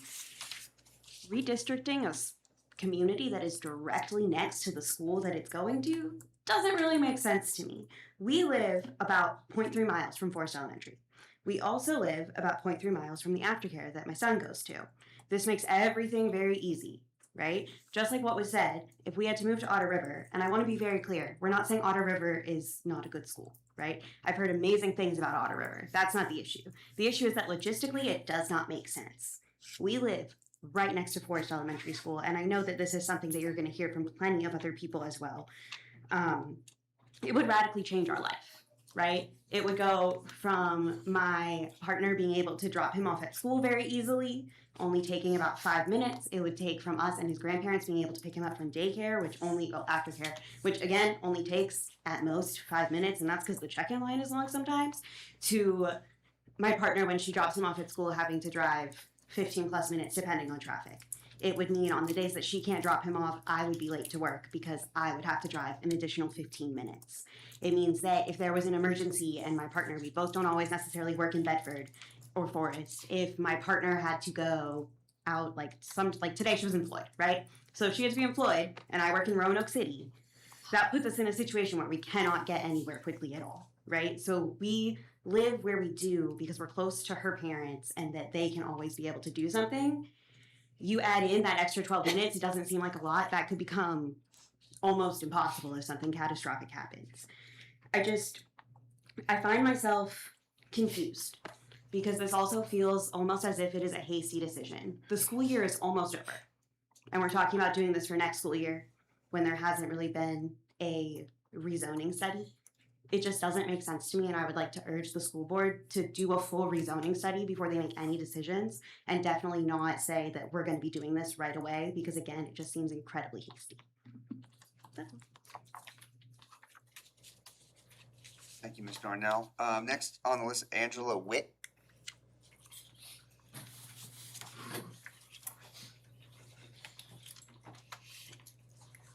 So my name is Angela Witt, and I'm here to speak in opposition of the proposal to move Weston Village. I know this is a situation of overcrowding, but it's also not only overcrowding, it's long-term planning. Moving about 30 to 40 students will not meaningfully resolve the underlying issue or underlying challenges facing the county. Forest is going to continue to grow. It serves only as a temporary measure that fails to address the root problem, continued population growth without sufficient expansion of school capacities. Families in Weston Development live directly adjacent to our current school, 0.2 miles to 0.3 miles. We intentionally chose our homes based on existing school boundaries, proximity, and stability for our children. Redirecting students who live next to the school to go to one that is 8 miles down the road places the burden of planning shortcomings on the children and families than addressing the systemic issue. I grew up in Campbell County during a similar period of growth. At that time, the solution was not to move children to another school district completely. They actually rerouted the children to the middle school, had them go there for a year while the local elementary school was expanded, and then sent them back to their original home school. I would be far more willing to consider a temporary solution if it included a clear plan and timeline for expansion and a return to our current school. What is being proposed now not only does not offer that reassurance. If the goal is to put students first, the county must invest in expanding existing schools and redeveloping sustainable forward-looking solutions, rather than shifting small populations and children away to disrupt their education and family planning decisions. Our family and many other families in our areas have built strong, positive relationships within our school community. Our children feel safe, they feel supported, and connected to their teachers, classmates, and staff.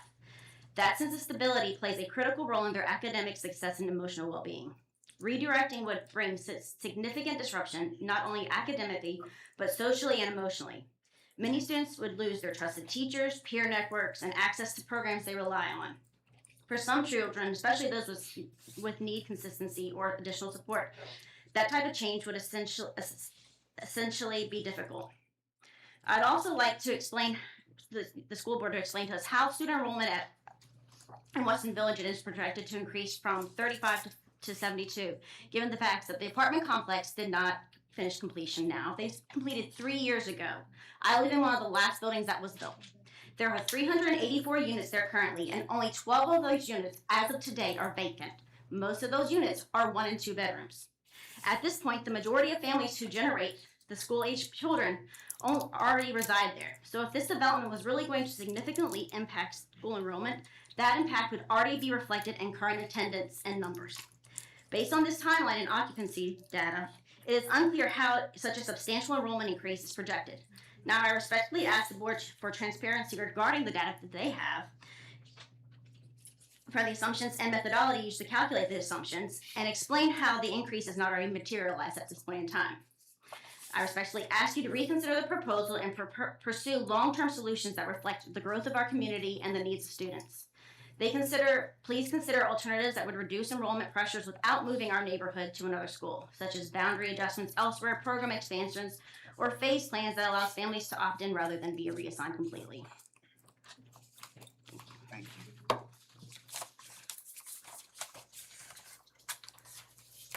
Next is Jacqueline Atkinson.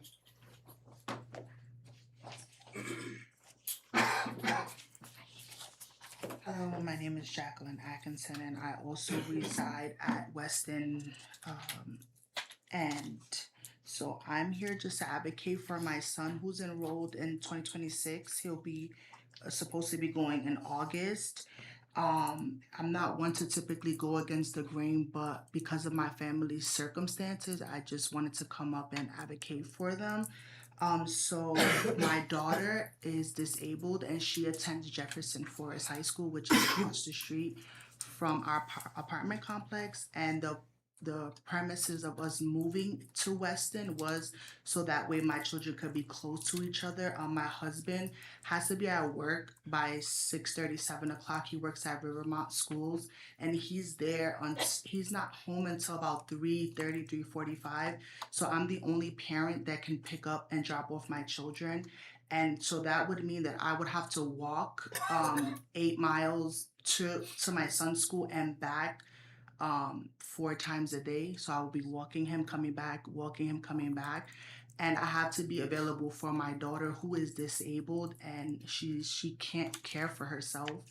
And so this situation would just be a burden on my family, and it just wouldn't be feasible for me as the only parent that's home.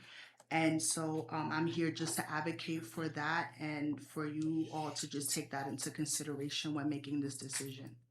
Thank you. Thank you, Ms. Atkinson. Next up is Dana Lee.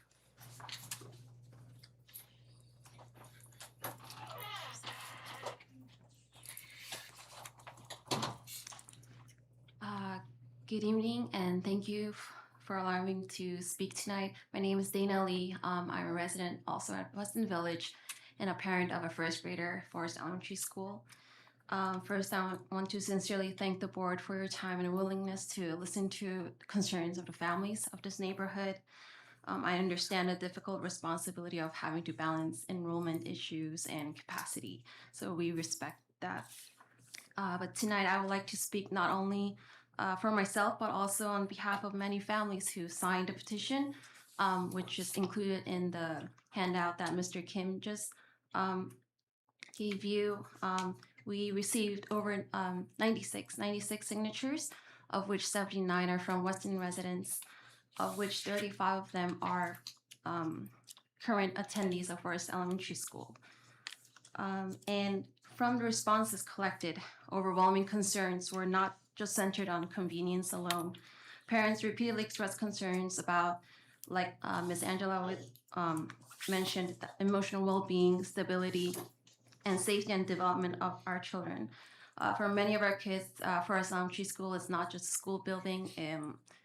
It is where they learned how to make friends for the first time, how to trust their teachers, feel safe outside their homes, and build confidence in themselves. And research consistently shows that stability and secure relationships are critical during early childhood development. The American Academy of Pediatrics emphasized consistent environments, supportive relationships are essential for children's emotional well-being.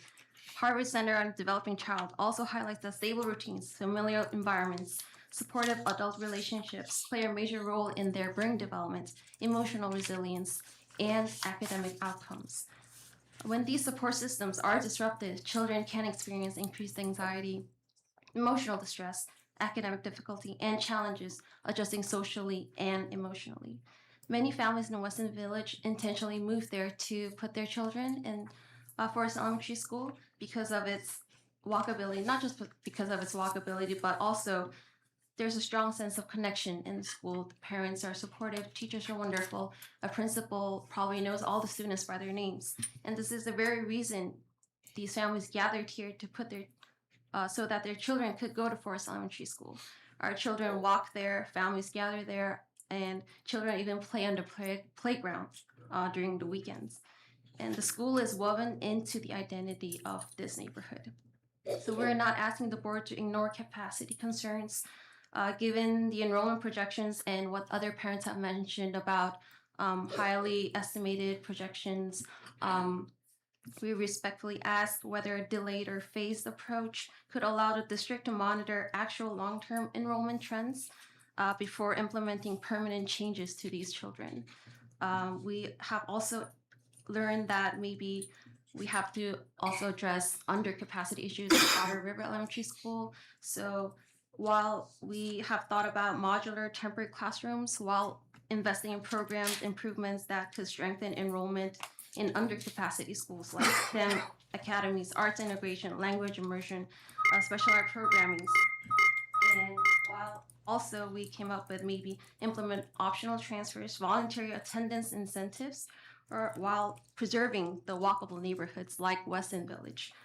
But more pertinent to us, we would like the board to consider a more gradual, phased investment approach, delayed redistricting until enrollment reaches a sustained and proven long-term capacity thresholds, and a multi-year reassessment plan that uses real data.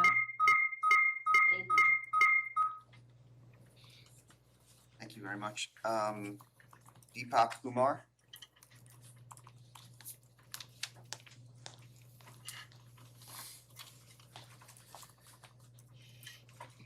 Good evening, members of school board, fellow parents, residents, and community members.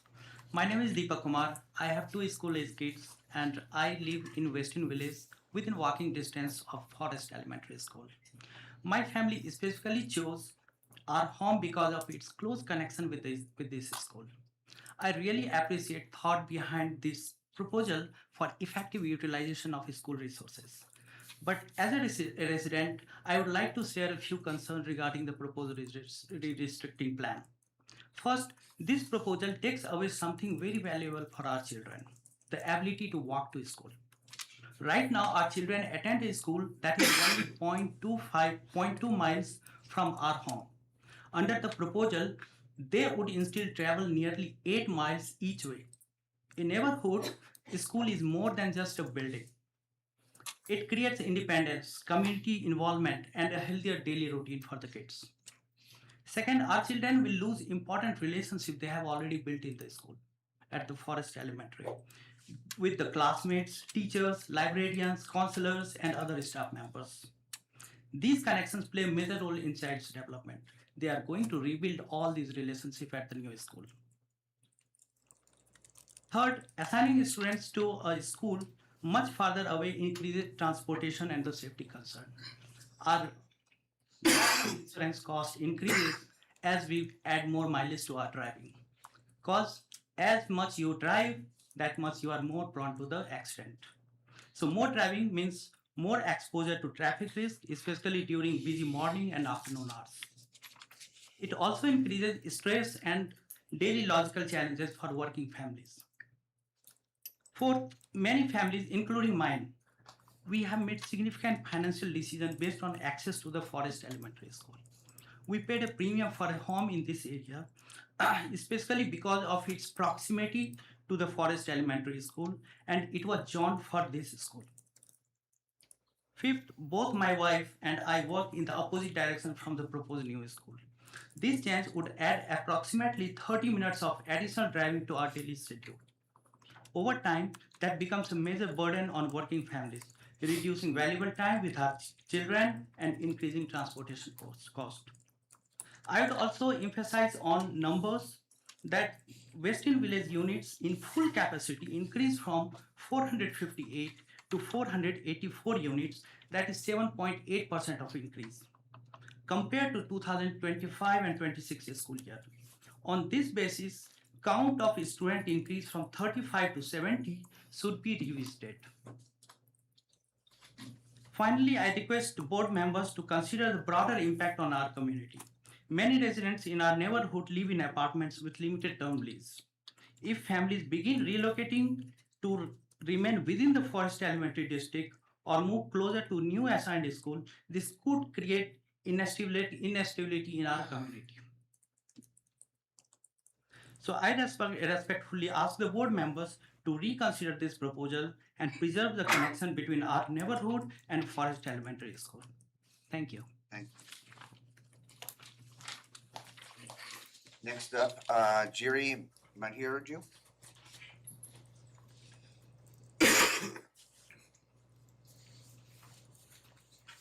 Good evening, all. So, for 2 years before I came to US, and initially we faced some cultural shift for my kids. My kid was very shy, and she couldn't cope up with the school initial days. She initially took 6 months to get adjust to the environment. Now she got a very good bondage with the school, and she's coping. She's doing very well, and she recently. Here there is concept called ER score. She crossed 500 marks, and she got some shield also saying that she likes the school very much, and she has a good connection with the school and all the environment here. And we generally walk during summer. I just walk and drop them, and evening we'll go to that playground only for every day. So we have a very close association with that school. So this restructuration will impact the stability of my kids. So please reconsider this. Based upon most of my friends shared everything. So just I wanted to share my kids' connection with the school. So thank you all. Thank you. Aaron Bond.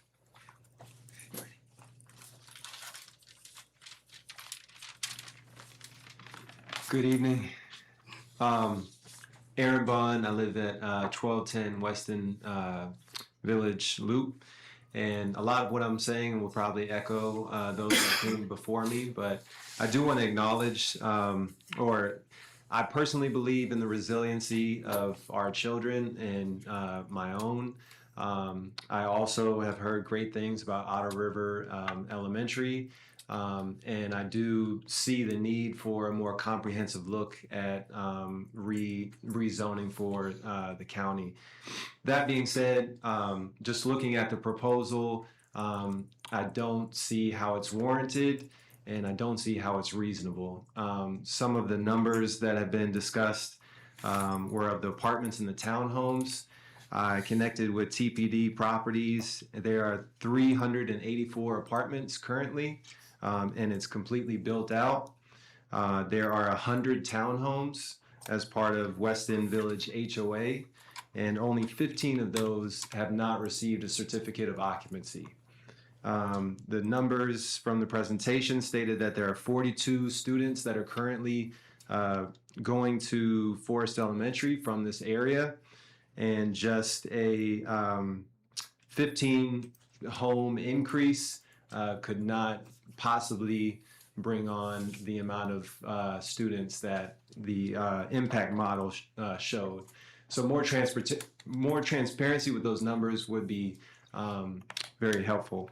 Also, I just wanted to state that I see the proposal as contrary to two priorities that I think the county should have. One being providing security for our students and their families. This area has a lot of newcomers. It has a lot of renters that they're not totally represented of this area, but those two subpopulations, the school is an anchor, as said by those who followed or preceded me.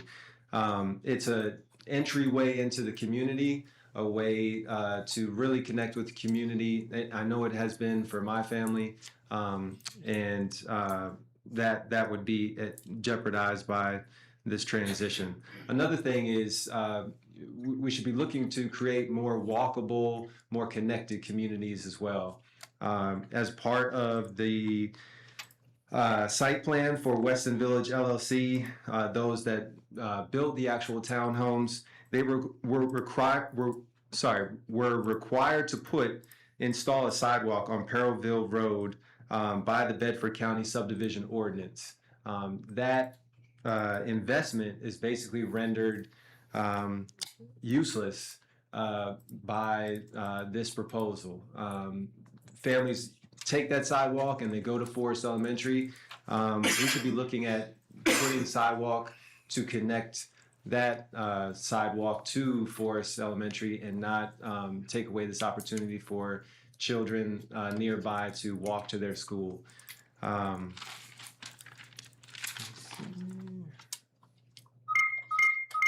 Those are the main points I wanted to share. I just want to ask that the board reconsider the proposal, look for more comprehensive options, and give more opportunity for the community to weigh in on this very important issue. Thank you.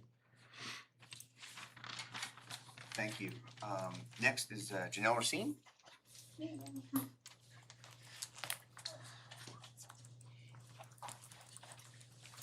Hi again, Janelle Racine, District 2.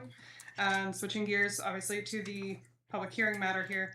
I know I do not reside in Forest, and to be honest, with my child not a good viewer of Stewartsville, a lot of the things lately haven't necessarily been directly impacting me or my child.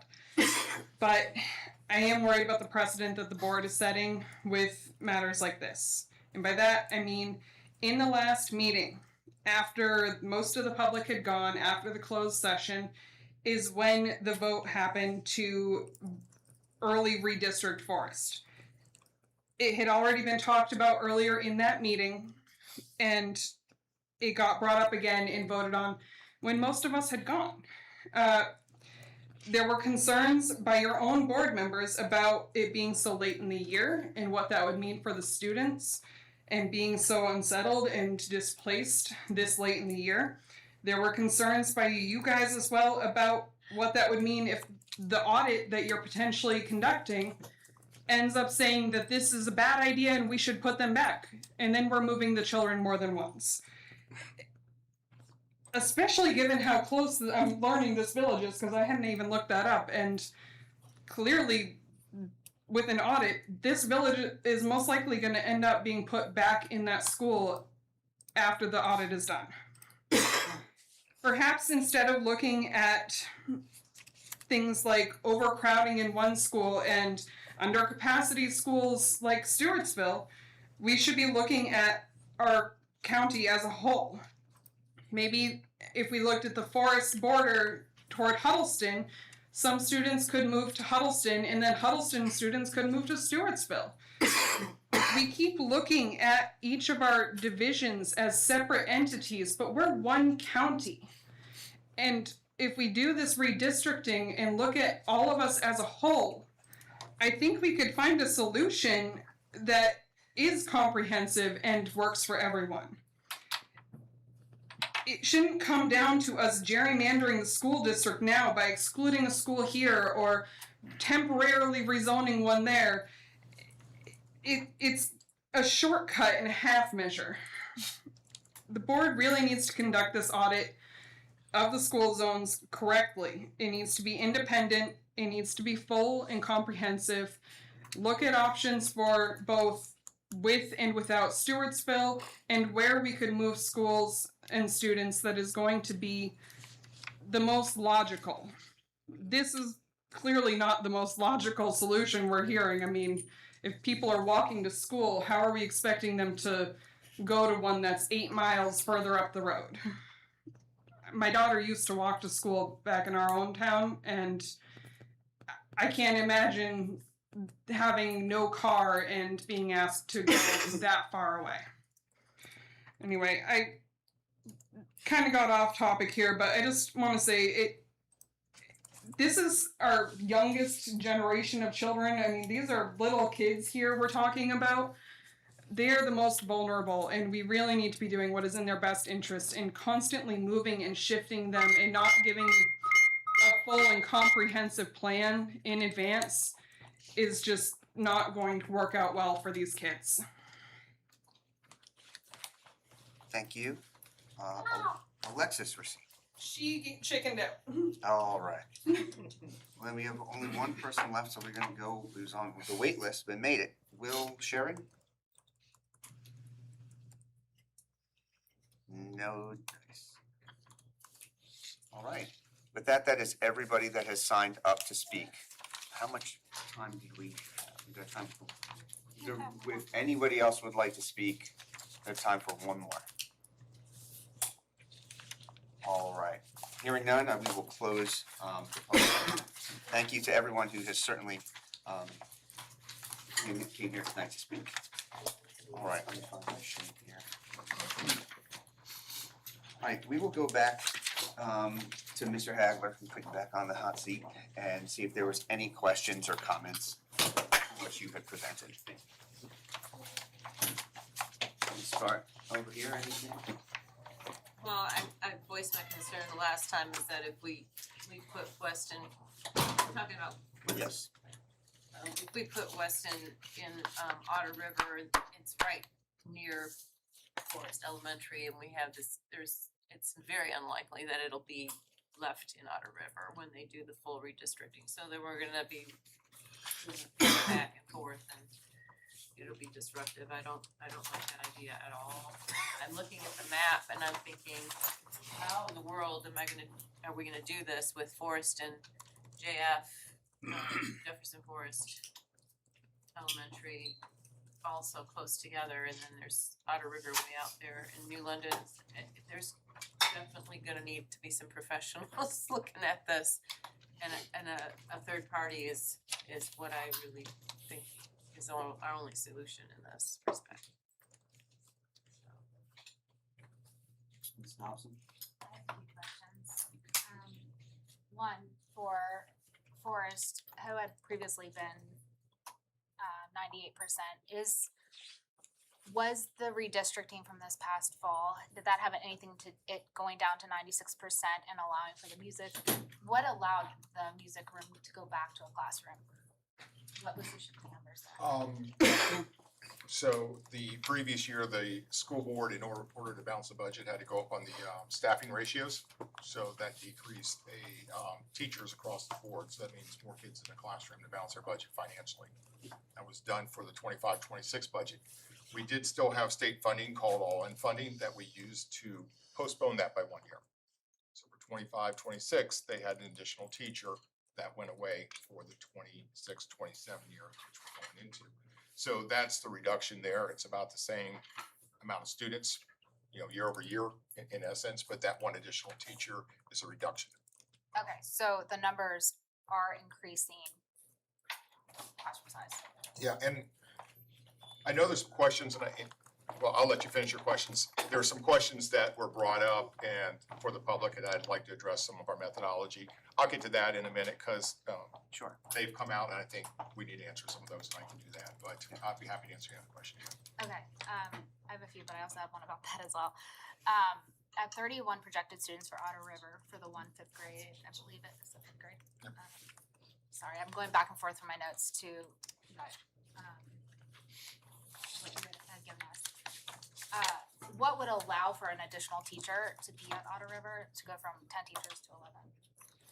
So there's a one class size that that would go from 27 students to 31. Yep. 2 classes. It would be 2 classes. I believe it was the 5th grade. Maybe. Sorry. Hold on, I found it. You're looking at that class size changes, that's projections on our class sizes. So Otter River, actually, it was 1 3rd grade class. It would go from 27 with 1 teacher to a 3rd grade of 31 with 1 teacher. Yeah. Saying that the numbers are what we're projecting. Yeah. What would allow for that 3rd grade? What are the numbers? Well, how close are we to another teacher? I'd have to look for the overall school. Our staffing standards are based on the total number of students for the school. And so as Dr. Woodford presented, I think 2 meetings ago, our staffing standards work pretty well, but the smaller the school or even a mid-sized school, all the kids don't come in the same amount of buckets. And so we have grade configuration problems that we have to deal with. And this just kind of highlights, overall, the school gets a certain amount of teachers, but the grade levels are different and it causes problems, especially for smaller schools. The larger the school, the more they're spread out. They come in nicer buckets and you can deal with that. I haven't looked at that in particular, but they might need 5, 6, 8 more students before it would trigger another teacher. I don't know the exact number. Okay, now that answers. But there's calculations that we'd look at. Absolutely. And as far as transportation goes, we've heard a lot from a lot of parents that they're taking their students to school. we are planning on providing transportation if Yes, this were to go through. So if all of the projected students from Weston Village use transportation, would one bus be able to support them, or would there be multiple buses? I'll refer to Dr. Cornett to answer that. Right now, Mr. Lee has worked with our transportation department, and we would not need to add any more bus drivers. We could shift a route down. Right now, we project all those students from Weston would be on one bus. Understood. And also I did have, a question, so that you had an opportunity to discuss the numbers, and where you came to the numbers. You had mentioned the facility committee, and I just wanted to give you that opportunity Yes. And to where these came from. Yeah, and I appreciate the public speaking out and going, sometimes it doesn't make sense. Projecting how many students are gonna come from a new development is not, we do the best we can. So to let the public know and everybody know, the facility committee worked with staff, and we went back and we looked at other apartments that have been completed in the last 3 or 4 years, and how many students of a mature apartment is actually in our schools right now. We looked at recently completed townhomes and how many does that generate, and also single family homes. That's the number we're using to project. It doesn't mean it's going to generate that many. Mr. Holbrook and Mr. Hill are on that committee, and you can look across our county. We're going to use the same metric, but there's developments out by the lake that are being developed that are townhomes that might generate no kids because it's right on the lake and it's marketed different. Every property is marketed different by the builder and who it's targeted for. But sometimes, and I'd use the Gables and things like an example, we had projections that it would generate this many kids, it generated a lot more. So it's not a precise science. I know it's mostly built out, but we're looking at once a development's mature and been there for a couple of years, what's the probability? So the numbers we're presenting are not, we don't have definitive numbers on those. Those are just making the board aware that this could potentially happen. And if it does happen, we need to be forward looking at it rather than saying, oh, a whole bunch more kids showed up, what do we do? This is a potential, it's not automatic, and so it's not we're doing the best we can looking at what has happened in Bedford, not what's happening nationwide, but what generates from a new development for Bedford. That's what we've got the numbers. And those are actually on, we have a membership projection that I do for the following year. And we've actually put those methodologies on there. I communicate with the planning commission when they have a new development going on, what's going to be the impact to middle, high, and elementary school, and what elementary school. So when they present to the board of supervisors in the community, they're saying this is the potential impact. Not all developments produce the same amount. It varies. So I just want to let the public know we're using the best methodology we can with the most recent numbers. As more developments come on, the committee will look at that to see if those need to be revised down or up based upon what we're experiencing in Bedford County. And last thing, we are looking at Weston Village because it is the newest development that's impacting Forest Elementary School at this time, along with being the newest development that is closest to. Yeah, and I appreciate the comments too. When you look at it, you're going, it's right next to it. But when you go along the 220 corridor to the nearest school where we have capacity, I mean, TJ's getting up there too, so that's longer. Auto is the nearest school that we have capacity to, and really Weston Village is the nearest one to that. Everything else would have to go past Weston Village to get there. So not that we're kind of singling it out, we're just looking at, proximity. And that's why it was probably brought up, and the facility committee and stuff that we looked at it. I know when you look at it from a map, you're going, but that's where there's capacity. And granted, long-term, I will say for the community that's come out and spoken, in the last presentation, I didn't go over it tonight, but there are 4 more developments going along Paravel Road that could potentially generate another 60 to 70 students to come into Forest Elementary. One is under development. I don't know if that'll generate any kids because of how it's being marketed, but there's a couple more, and I think some people in Farmington have come out and spoken. In regards to that, there's other developments coming along that Paravel Road past Forest Elementary that could generate additional students within the next 2 years. Not guaranteed.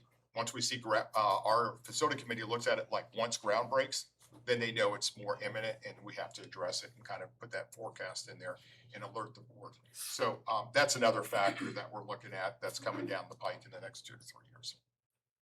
Thank you. Mr. Carnes? Ooh, skipping right to me. Have we looked at the legality of targeting a single development? Are we covered, if we just do Weston Village and nothing else? Redistricting and grade, students go as under the preview of the school board, solely. So, that's, school boards decide that. And then it looks like right now, you're projecting Weston Village to generate another 9 students, next year for kindergarten. That's our projection roughly. Well, the projection is, that's how many kindergartens were this year. Okay. I mean, So if it stays, I'm just putting 9 in there. if it stays the same, the net sum of the 5th graders moving out is 2 additional students. We have seven moving out, 9 moving in, so it's 2 additional students. And I will say, when you look at the breakdown, and I'll just say this for everybody here, there's a very large 4th grade moving up to 5th grade at Forest Elementary, a lot larger than the other grade levels. Okay. So once that grade level moves out, don't know what else is going to come in, but it is a very significant large one that's moving in the 5th grade that has been moving through the school. There are some students that have stayed. We grandfathered in from the Lake Vista area from the previous year, previous board's discussion, and what that is, but people make different decisions each and every year, so some of those may move out this year or may stay, but that was a decision made in the prior year. Okay. Thank you, sir. Yep.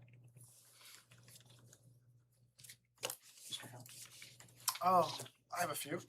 You answered most of my questions. I listed out 30-some questions I had, and I think you answered most of them already. So, and this is actually for Dr. Cornett. With, obviously, we are increasing, if we were to do this proposal, we would be increasing the travel cost on students. Is that a number we can put to that of, hey, it's going to increase it by this number? As far as the actual amount for gas increases, Well, yeah, I guess a little bit of that, but we're potentially on the bus route, but you said you're going to shift bus routes around. Right, so there would be no additional cost right now as far as personnel goes, as far as our plans go. Now, I don't think Mr. Hagler and I have sat down and calculated the actual amount of increase in fuel from, it is about 8 miles more. There would be an increase, but it would be minimal. Right, minimal. Yeah. So with this plan, we've got West Village. Could you pull up the map for me? Yes, sir. And this is something that I was actually discussing with someone else today. It is true that this development is one of the closest to Forest Elementary School, and also it is true that it is the closest development to Otter River. Yeah, at the same time. Yeah, when you look at that blue line on the bottom, 220, that separates out. So the 221 is the line that is Forest Elementary. So as you go along 221, from where Weston Village is and going along 221, there's 3 students in single houses between there and the line for Forest Elementary. So Weston Village is right there on the corner. So this is not necessarily using like an overflow model where we're taking one development. We're going to be proposing to move the entire line down towards that intersection. Is that correct? If the board would do that, then it probably would gobble up. And so going through, we'd have to draw it down, and we'd probably pick up those other 3 students along you pick the up way. the Maze Farm as well in that. I think one of those was a 5th grade student moving up. You labeled out the. Is there any? This might be to you, Dr. Woodford. What would be would there be a potential impact in moving students like this during a transition year, your 3rd grade, your 5th grade year where you've got testing and that kind of stuff? Is there any particular impact on that? I think every student's different, to be honest. Both of these schools are high performing schools. Every child is different. So what that impact is to them personally, I don't think there's a way to predict. Again, both schools are high performing schools. And so, kids will be in the school a whole year before they take a test. So you know. I don't know that we could pinpoint that being the reason if they did or didn't at the end. And I'm putting you on the spot a little bit, and I believe we looked at this previously in the last work session. Was there any impact thus far from the Grandview courses? Area? No, Grandview, there were a couple, from looking at the maps and stuff, it looked like some were built. I don't know if it's all built out, but we had no kids in there, attending Forest Elementary School at this time. Yeah. And those, because I think were that's townhomes, they're but I think- patio homes. I think they're more marketed towards retirement. Yeah. So once again, I might project off that because I'm gonna project worst case. That's right. And then once it's done and developed, then we know what the impact is. And that might not seem fair, but I've got to prepare the board for what could come. And so when we're looking at next year, the hard call here is just like you're looking at it and it looks like it'll be fine. But if we get to the fall and there are more kids there, then you're gonna give up probably your music room. And if there's 2 teachers at it, you're probably giving up an art room or doing something because there's not another classroom to add 2 teachers. My projection says that we're gonna have 18 and that music room should go back, all things being equal. But when you have new developments coming in, and this would be for any district in America, when you have growth and developments coming in, you don't know the full impact until it's really there and it's more of like been established for a year or 2, and then you kind of see the impact. So, and I know you're not gonna wanna project out like this, but let's say we do nothing. We continue to let, this growth go. We've got music on a stage and we can put it back there. What if there are additional students that come in from additional developments, not just this development, any development? What happens if we're sitting here starting in August and we're at 105, 110%? What's our relief measure? If I look at the numbers, probably you have to have at least 20, 25 students to get that 19th teacher back. And what they did this year was to give up the music room to do that. Which means you have to go another 25 above that before you get your additional one, which might jeopardize the art room or some. And I don't want to pigeonhole the principal. They may have to do something else. There's other options, and I would defer to probably the instructional staff about what you could do in a school to get through a year like that. To be honest with you, it'd be too late to really throw a mobile in and get it in time for it to be effective. You gotta go through a lot of hoops and stuff to get something like that put in. So, I think that's why initially I was, I might have said, for the following year, looking at it before the board said, let's do redistrict. So there was a lot of things that have happened since I presented on that. So, staff will do what we need to do, and I'm sure the principal, Ms. Manley, will do whatever she can to make it, with whatever kids show up, to do the best we can on that. But that 19th teacher, which they had this year, they had to give up the music. Well, I appreciate this. I appreciate thorough presentation there. That's all the questions I have. Hey, so any new developments would be going to Otter Hill? No, the board has not voted on an overflow model for any of those. I presented on it, but all those developments, you're talking townhomes on Perryville. Been a lot of talk about that in the news, and Planning Commission Board of Supervisors. You got the Grandview, you have the corporate park, which I haven't seen construction on, but that's across the street from probably Weston, behind the Dollar General, I think.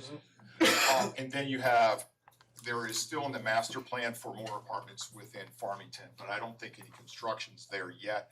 But that's a little bit bigger number, but we don't see any movement on that, but it's still in their master plan to build out some more apartments there. When they do that, I don't even have a date for that one. I think the Grandview and the townhomes along Perryville are gonna come sooner than later. And I'm not sure about the corporate part. Okay. There is other land along Perryville that's been bought by developers, but there's no master plan of what they're building and what's to come. But there's some still bigger properties out on Perryville. And I think that just alludes to the longer term problems the county's gonna have, because I think some spoke to it long term. You build a lot more along Perryville, Forest Elementary can't handle it all. And so, is it, additions, another school? redistricting. Yeah, I just think there's more development coming there and there's things, other decisions gonna have to be made, long term. Yeah. Ms. Burbs, you got another. I'm sorry, when you call on me first, I'm not always ready. You always be ready. The chart that you have for changing in, changes in class sizes. Yes, wanna ma'am. Pull that back up. If you look at the first one, okay. It's kind of small for everybody, but. Yeah, no, it is, I have to zoom it in myself. Forest Elementary current, and then you've got Forest Elementary with the redistricting. I don't see a Forest Elementary without the redistricting on this So the Forest Elementary would be what I'm projecting next year with Weston Village still going there. And then the other one is if Weston Village went to Otter River. So I'm So giving two different scenarios there. with the current, so I just go with the current one is what you. So that would what be you- if there was no change for next year, Okay. and that's what I would project conservatively. Okay. And as I said, with the facility committee, and I know some people spoke about that, but we just use our modeling and say that Weston could produce more kids than I'm projecting. I'm just looking at how many kids are coming from there right now. But our modeling says there could be more. We'll see. So I guess my point is that you've got 18 teachers, and then if we do the redistricting, you're going down to 16. Yes, ma'am.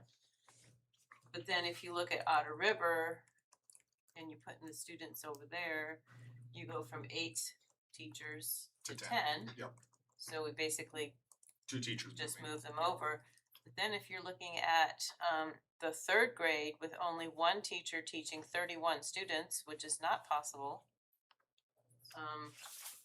So that really shouldn't be 10, it would be 11. In our staffing model, that's how they're staffed. And You so. can have 31 students in one class. Well, you can if it's a singleton. What does that mean? It means it's only one class of 3rd graders or one class of 2nd graders. And I think what Mr. Hagler is doing, when you apply the staffing standard, you get a certain number of teachers. Then the principal really has to decide, are you gonna have, a combo class, a mixed grade level? Are you gonna have a large class? I mean, they may decide to put the teacher somewhere else and have 2 3rd grades. I think Mr. Hagler's just doing a chart of, just putting the numbers in. And that one just happened to be the 31. But yes, in Virginia, by SOQs, you can have a class of 31 at that grade level if it's a singleton. And You would probably put an 8 or somebody in there, but. Not a Title I school. You need something. I would add that the reason I put this chart in there was to reflect our staffing standards and kind of reiterate what Dr. Woodford presented, I think, at two meetings ago. But also, the idea that if you put more students in Otter River, it'll fix all the problems. Not necessarily. It's still of size where it's not big enough to really kind of flush that out where it's kind of like even across all grade levels. You still have difficulty, and we have difficulty with schools the same size of that would be.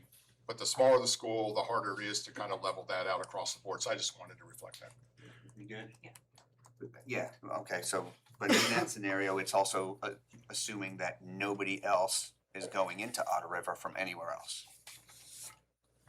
Correct. Yeah, and that's the other thing that redistricting, if you did a whole countywide redistricting, still doesn't solve for necessarily is odd, classroom sizes where you have that 1 year where you got 31 kids.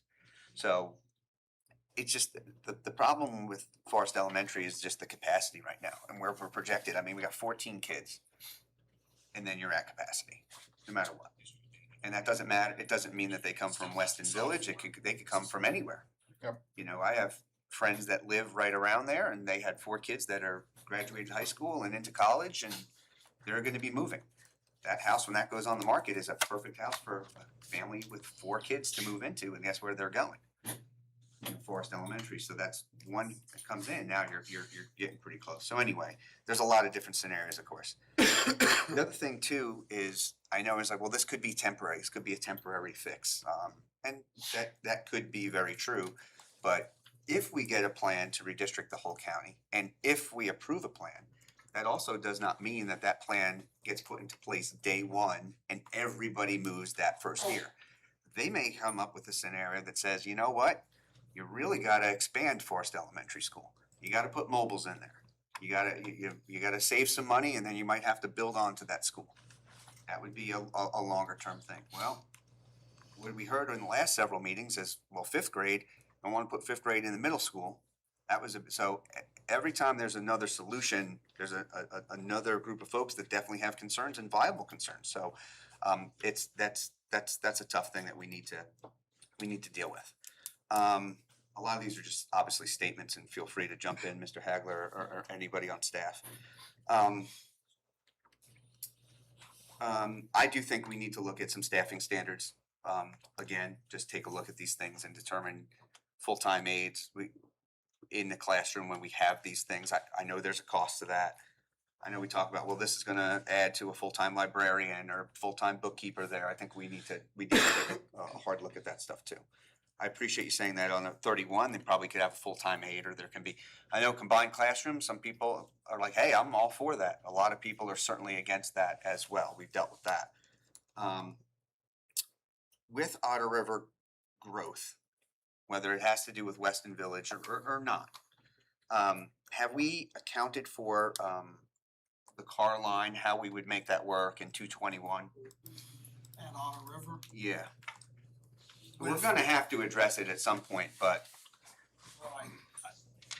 Mr. Nazigan has been there to look at that, and Ms. Moore has a plan to work with Mr. Nazigan.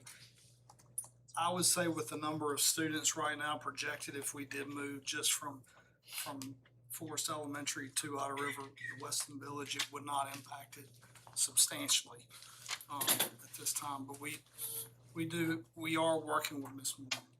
there's other things that are happening in Good, and again, if we come up with a redistricting plan, we're gonna have to have that plan ready to go.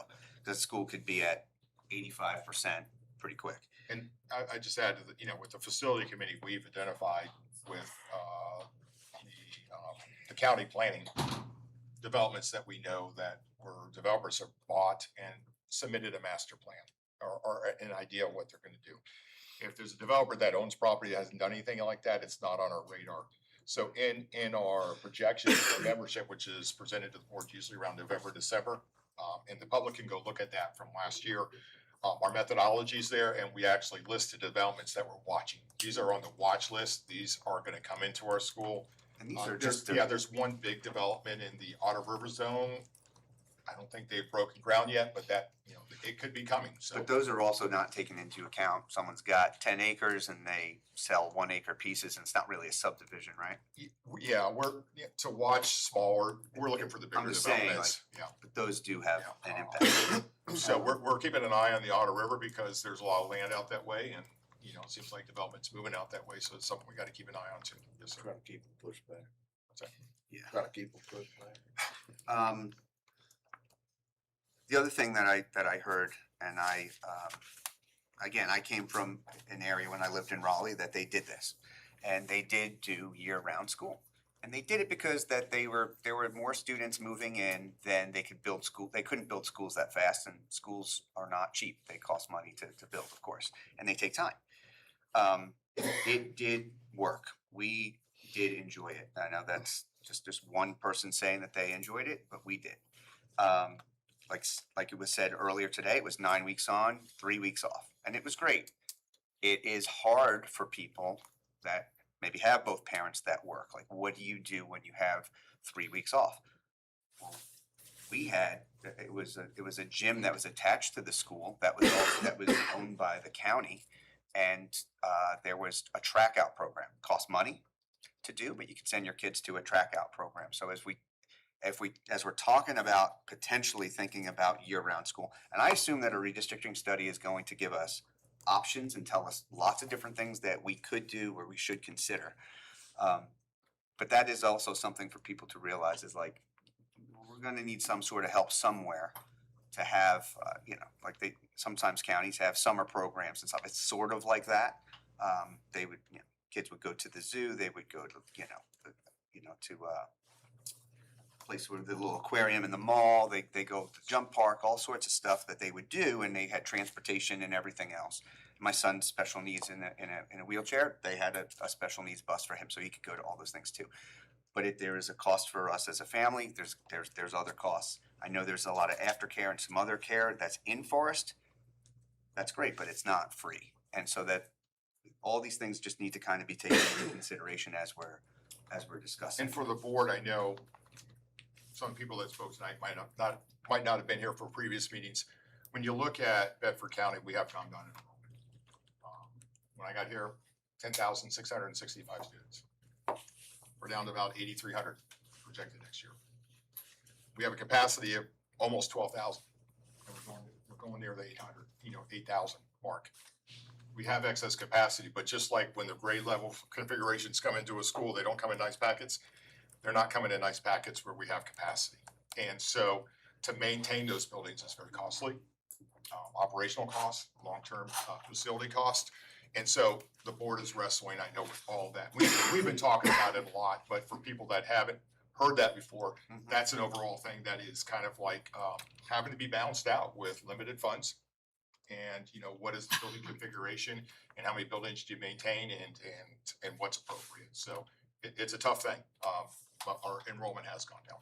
So, and we have overall capacity in building, we're about 70% of what the overall capacity that we're doing is actual full. Forest could have X percent of the growth and the students that would be going to school, and 2/3 of the capacity that they would need for that as of now. All right, so definitely lots to still consider. So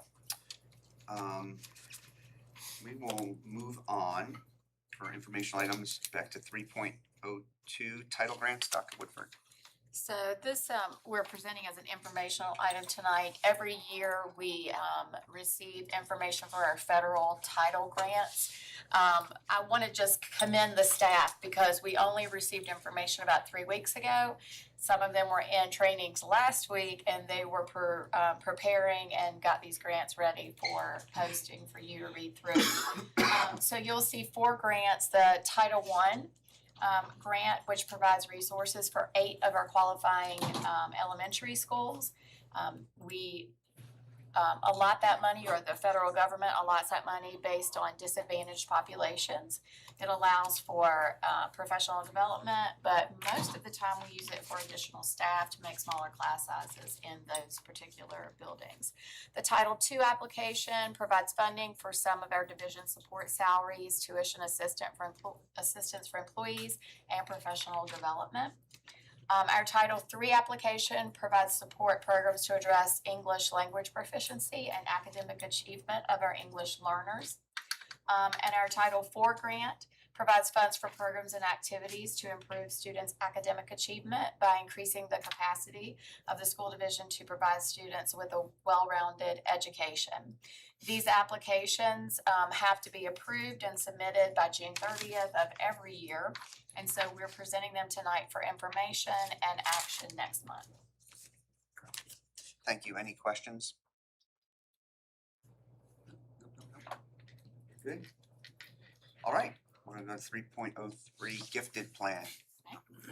So every year, division school boards are required to approve any updates to the comprehensive local plan for the education of the gifted.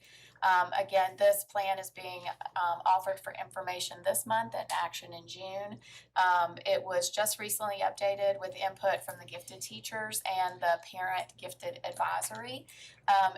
No really big changes, just a few updates and in organization, but it'll be up for action next month. Very good, thank you. Any questions? Plan. All good, Mr. Carnes, we're good? Excellent, sir. Excellent, good. All right, so that's it on that. So we will move to action item 7.01, approval of policy updates presented at April 16th work session. Mr. Bear. There are 8 policies up for action. ACAA, new policy directive from the Attorney General to prohibit anti-Semitism. GBA, employee version and JFHA student version prohibiting harassment and retaliation. IGAG is teaching about drugs, alcohol, and tobacco in our schools. And IGBI, advanced placement classes and special programs. IKE, student promotion, retention, and remediation. JED, student absences, excuses, dismissal. And JGDB, discipline of students with disabilities for infliction of serious bodily harm. All right, do I have a motion for approval of the policy updates?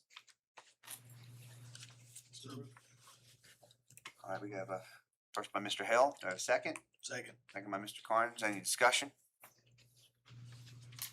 All those in favor signify by saying aye. Aye. Any opposed? No. All right. We will move forward. All right, Mr. Daniels, yes. Ms. Dobson, Yes. Mr. Hill, Yes. Mr. Holbrook, No. Dr. Hubot, Yes. Mr. Carnes, Yes. Ms. Purvis. Yes. The ayes have it, 6, Mr. Chair. All right. Do I have a motion to go into closed session?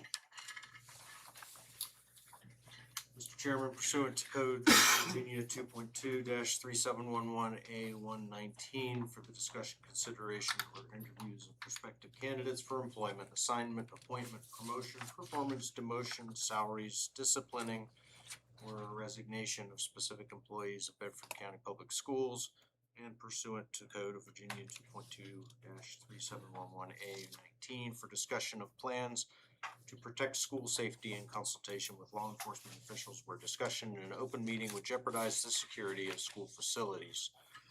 Move the closed session. We have a motion by Dr. Kubak. Do I have a second? Second. Second by Mr. Holbrook. Any discussion? All those in favor signify by saying aye. Aye. Any opposed? We're in closed session.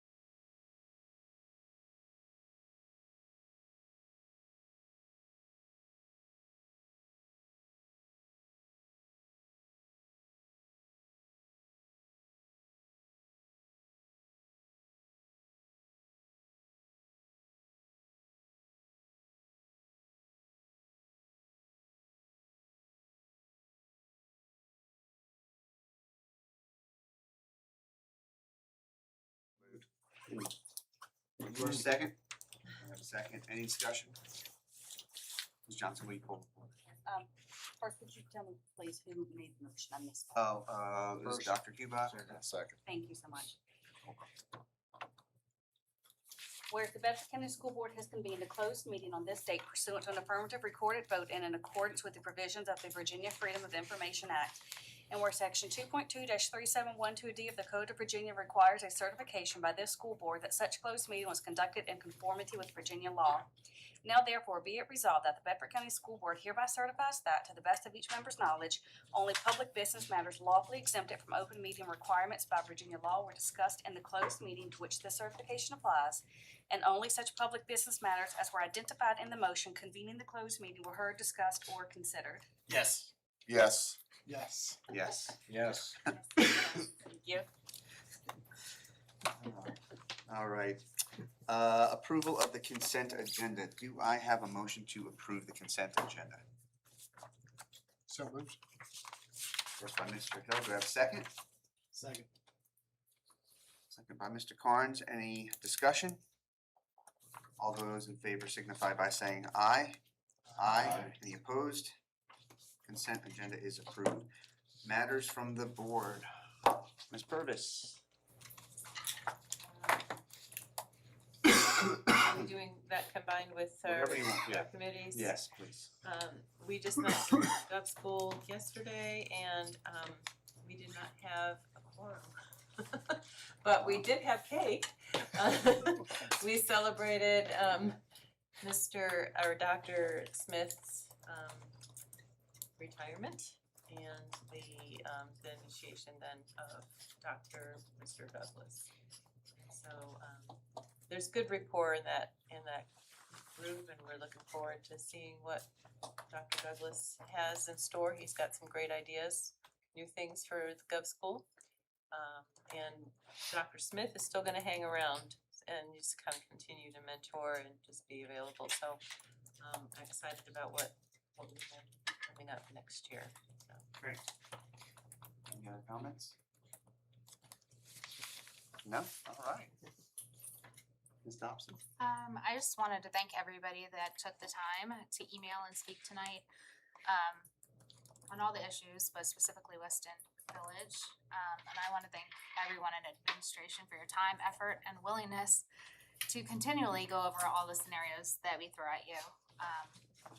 You guys have a lot on your plate, and it is very much appreciated. And I know that we are all trying to find the best scenario for the kids at Forest Elementary and the kids at Otter River and all of our schools. So I just want to thank everybody for their time and commitment to just making sure that we have all the facts before we make a huge decision. So that is it.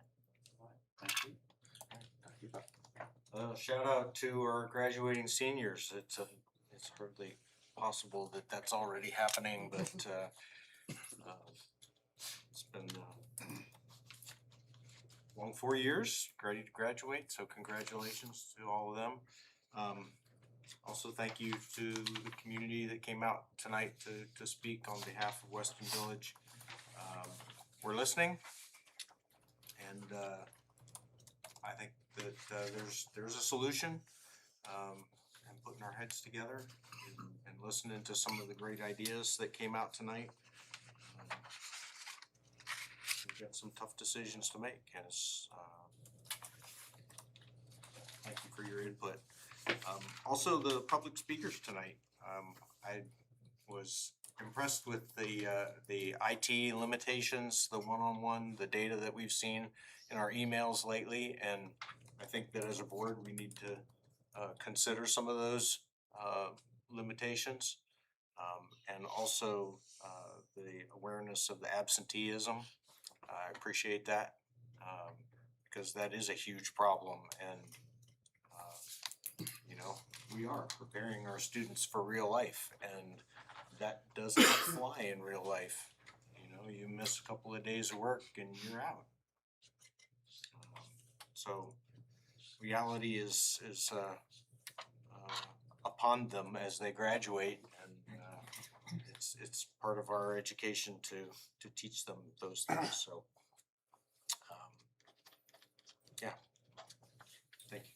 Can I just share one little thing? It's funny that Mr. Ashwell came tonight because the principals and the directors and our instructional team, we've been actually working on an updated attendance policy that actually says that students will not get credit for courses if they miss, I think it's 16 classes, or depends on the number, but we kind of modeled after Botetourt, which you mentioned, but our principals have been asking for that, like, give us a little bit more teeth with students not going on and not getting credit for a course if they're not in school. So we have already started addressing that, and you'll start to see some regulations and stuff come before the board that will have those updates in them.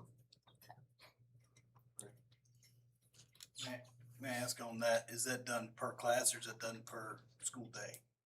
So at the middle and high school, they mark attendance by class. So it is written, the way we've written it, it would be how many classes they missed toward a high school credit course or a middle school course that has that. And then for the elementary, it's the possibility of retention could be discussed after so many absences in the school year. And this is unexcused absences? It actually could be either one. Really? Because we have a lot of people who have unexcused, but then we have a lot that just go to the 24-hour clinics and get notes all over the place. And they get up to like 40 notes from different doctors, and it's problematic. So what we've done is we've given principals the flexibility to have something other than just going to court, because that's not working. So, you know. I echo everybody else here. You know, I'm glad to see people coming out and giving their opinions on the passion that they have about being redistricted. I'm excited to see, you know, someone like Mr. Ashwell come out and give us issues that they're seeing in schools. These decisions we make, we don't make lightly, and they're not easy to make. I would like to take my time to address a couple of questions people have about decisions we make. We make these decisions based off the best information that we have at the time. We cannot constantly second guess these decisions. The decision is made, we now have to make a plan, move forward with that decision. Last month, we made a decision to close a school because that's what our community asked us to do, to give them an extra year to close the school. That's what we voted for, that's what we did. Now we're getting burned in effigy a little bit. We're doing exactly what they asked us to do, which is close this school, because we've also made a decision to redistrict in that same era. We have to continue with our decision. We might find out that it's a bad decision and then we can adjust it, but we cannot continually backtrack on this decision that we've made just because it's not popular.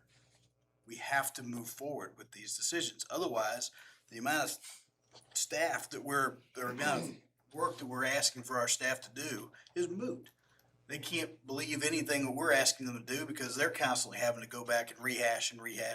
So, I understand people don't like when we make hard decisions, and this Weston Village decision is going to be a hard one as well. We are making it with the best information that we have at the time. If new information comes out, we can look at it again, but we still have to move forward with whatever we do. We can't continually go backwards. Anyway, that's all I got. Thank you very much. Mr. Holbrook?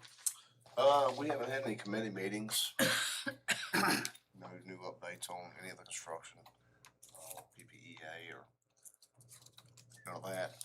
And then, we don't have any other comments. I would like to ask Dr. Woodford on the attendance policy. So that's irregardless of the grade that they have. So even if they had like excellent grades and they had done missed Or if they're failing already and on top of that? Right, so what it does is it gives principals the ability to make that decision. So it says, if a student, and I'm gonna throw an arbitrary number because I don't have it in front of me. If a student misses 16 class periods, the principal may Okay. It's not set. may not And the reason offer I that. asked because Yes, and then there is, well, it might not be the principal, but then we also allow parents to appeal, and it'll probably come to me, like, so that okay. we have multiple people. So it's looking not at just, it. oh, you missed 16 days, I don't care if you got Right. straight A's. Right, and we also are very sensitive if a student is ill, or, we just have so many systems we can work with, like homebound and home-based instruction and medical plans, so, it really is for the kid. And what we have problems with, and I think probably what Mr. Ashwell was referring to, kids who come in late every morning, kids who leave every day, it's those classes on the ends that kids are missing because they're not getting up, and so, Okay. so it just gives principals the ability. To do It doesn't, it's not an arbitrary, if you Yeah. do this, you're gonna fail a class, yeah. It's per case. It's, individual basis. Gotcha. All right. That's all I got.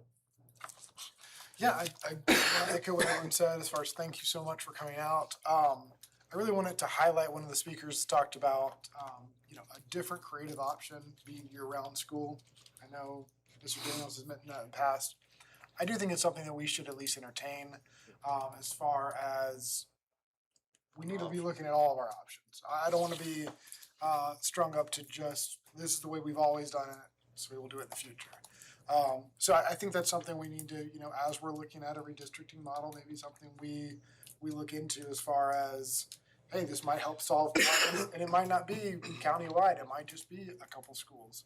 But something that at least I'd love to get more information of. In saying that, we did, speaking of information, we met with everyone that was starting to put bids together for our potential redistricting. In doing that, we kind of just answered questions, those sort of things. Their bids are due, correct me if I'm wrong, Mr. Hagler, June the 3rd. Yes. Then Matt and I will review those, and we'll bring them back to you guys at the next meeting to kind of see what we recommend as far as moving forward with, the different companies available. All right, that's all I've got.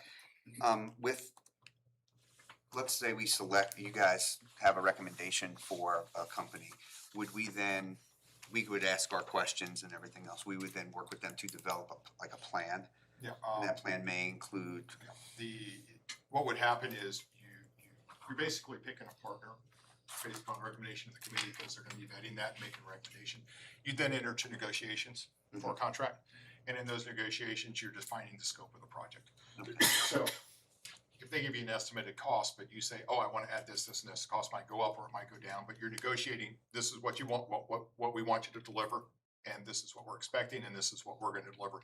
So basically, once the board votes on a partner, then you start negotiating the contract. And again, to echo what Mr. Carton said, they're gonna be trying to gather the information that they can gather with us. What is readily available, what those projections could look like. But again, it's like, how hard is it to predict the future? It's pretty hard. So, again, this would still just be a best guess of what we can do, but we can see over the course of years and the course of what inaction gets you. What does it do? So they're gonna have, I assume they're gonna have lots of suggestions. Add on to schools, build a new school somewhere. That may be like, hey, we need to close these 2 schools down, but we need to build a bigger school here, and this is, instead of putting all this money into, a CIP, you get a new school, you probably don't have a lot of CIP to start, you know what I mean? So I think they're gonna give us options like that, and I think that we would like to see that. I do like the absenteeism policy. Do we need to make that a policy, or is that just gonna be a regulation? So the specifics are typically in the regulation. We're gonna go back and look at the policy to see if it needs any updates. So we have kind of gathered information, and we're working on whether the policy and the reg need to be updated, or if we can just go to the reg. Okay, Sounds good. And if we need to, we can, even if we don't need to do a work session, you can work with the committee and we can get it pretty dialed in, information, and then vote, so we can roll with it before next year. All right, great. We talked about decisions that are not popular. Well, we've not been popular since January for sure. But when you go to redistrict the entire county, you're definitely not gonna be popular. Everybody has said, we understand there's tough decisions that need to be made and we appreciate you making them. And then there's the caveat, there's the but, because they don't want it to affect them, and I completely get it. But I think that if you've been watching these meetings for a while, and talking to any one of us, again, these decisions are not taken lightly at all. And we are trying to do the best we can, not for one section or another section, for the entire division and the long-term success of that division. We've got 8,500 kids that we are trying to do the best we can. We have 1,500, contracted people. These decisions they weigh on every one of us. They are not like, well, I didn't prepare. What are we voting on? Let me just vote how I feel right now. There's a lot that goes into it. We appreciate what I appreciated tonight, what I appreciated at the last several meetings were people were coming with issues that they have, but they were trying to provide some solutions. And I think that's where a discussion happens. And sometimes we as board members can say, hey, that's a great idea. It doesn't work because a state law says we can't do this, or a federal law says we can't do that. But this idea over here, okay, maybe that's something we can work with. And hopefully we can come to a solution, but at the very least, we're educating people on, again, what we're up against, what we can do and what we can't do. But it will not be popular. But again, I think everyone's got to understand, sometimes we got to bite the bullet a little bit and make a move that's going to help us here in the future. Again, sometimes they may seem like that's a temporary move. Why'd you do it? Well, because we needed to make that jump so we could get to where we needed to be. And I know that's definitely not popular. We may, vote like, hey, we may have to do this with Weston Village, and because the redistricting plan that comes may say we're not doing anything in that area for 2 more years or 3 years. Have we done mobiles in the past at Forest Elementary? We've had them in the past, yes. That's an option too, especially if it's not just Weston Village, it's the other things that are going to come around it, and what do we get with that? So I think those things could be looked at. One thing I would like to ask staff to think about, because it's been brought up several times about year round, is talk to other divisions in other places and say, how does it work? When you went to it, what were the thought processes? What do we need to think about outside of just the normal school day? The teachers still get their time off. They just don't necessarily get all on summer break. But the whole school's out on those, Easter break and Christmas and stuff like that. But and then how would it work when it comes to testing?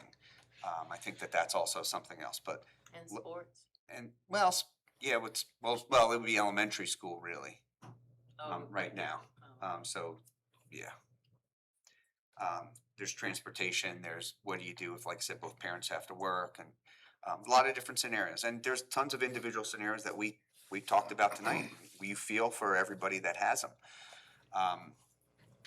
We got to make the best decision we can for the entire county, and that's the really tough part of what we do. So, congratulations to all the graduates. Out there this morning, it certainly did not feel like May. I don't know what's going on with the weather. It's really ridiculous. But it's May, and our next meeting is in June, and we will, we'll be at graduation, and it's a very exciting and fun time to be there. Just congratulations to all of our students. They have a lot to look forward to. I would say enjoy their summer, but get ready to get after it, because when I was in high school and in elementary school, man, those days were certainly long. But once you get through that, man, it goes by pretty darn quick, and you're almost 50 years old complaining about the weather. So enjoy it. Congratulations to everybody. Congratulations to our teachers and staff. Everyone plays a part in helping these kids succeed, and you should be very proud of that for sure. So, and the parents, of course, parents, grandparents, family, community, everybody plays a part in helping develop these kids. And I want to say that kids in Bedford County should have a leg up on a lot of other folks just because of all the people that have come around and supported them through the years. So with that, do I have a motion to adjourn? So moved. Mr. Holbrook on the first. Do I have a second? Second. Dr. Hubach, any discussion? No. All those in favor signify by saying aye. Aye. Any opposed? We're adjourned.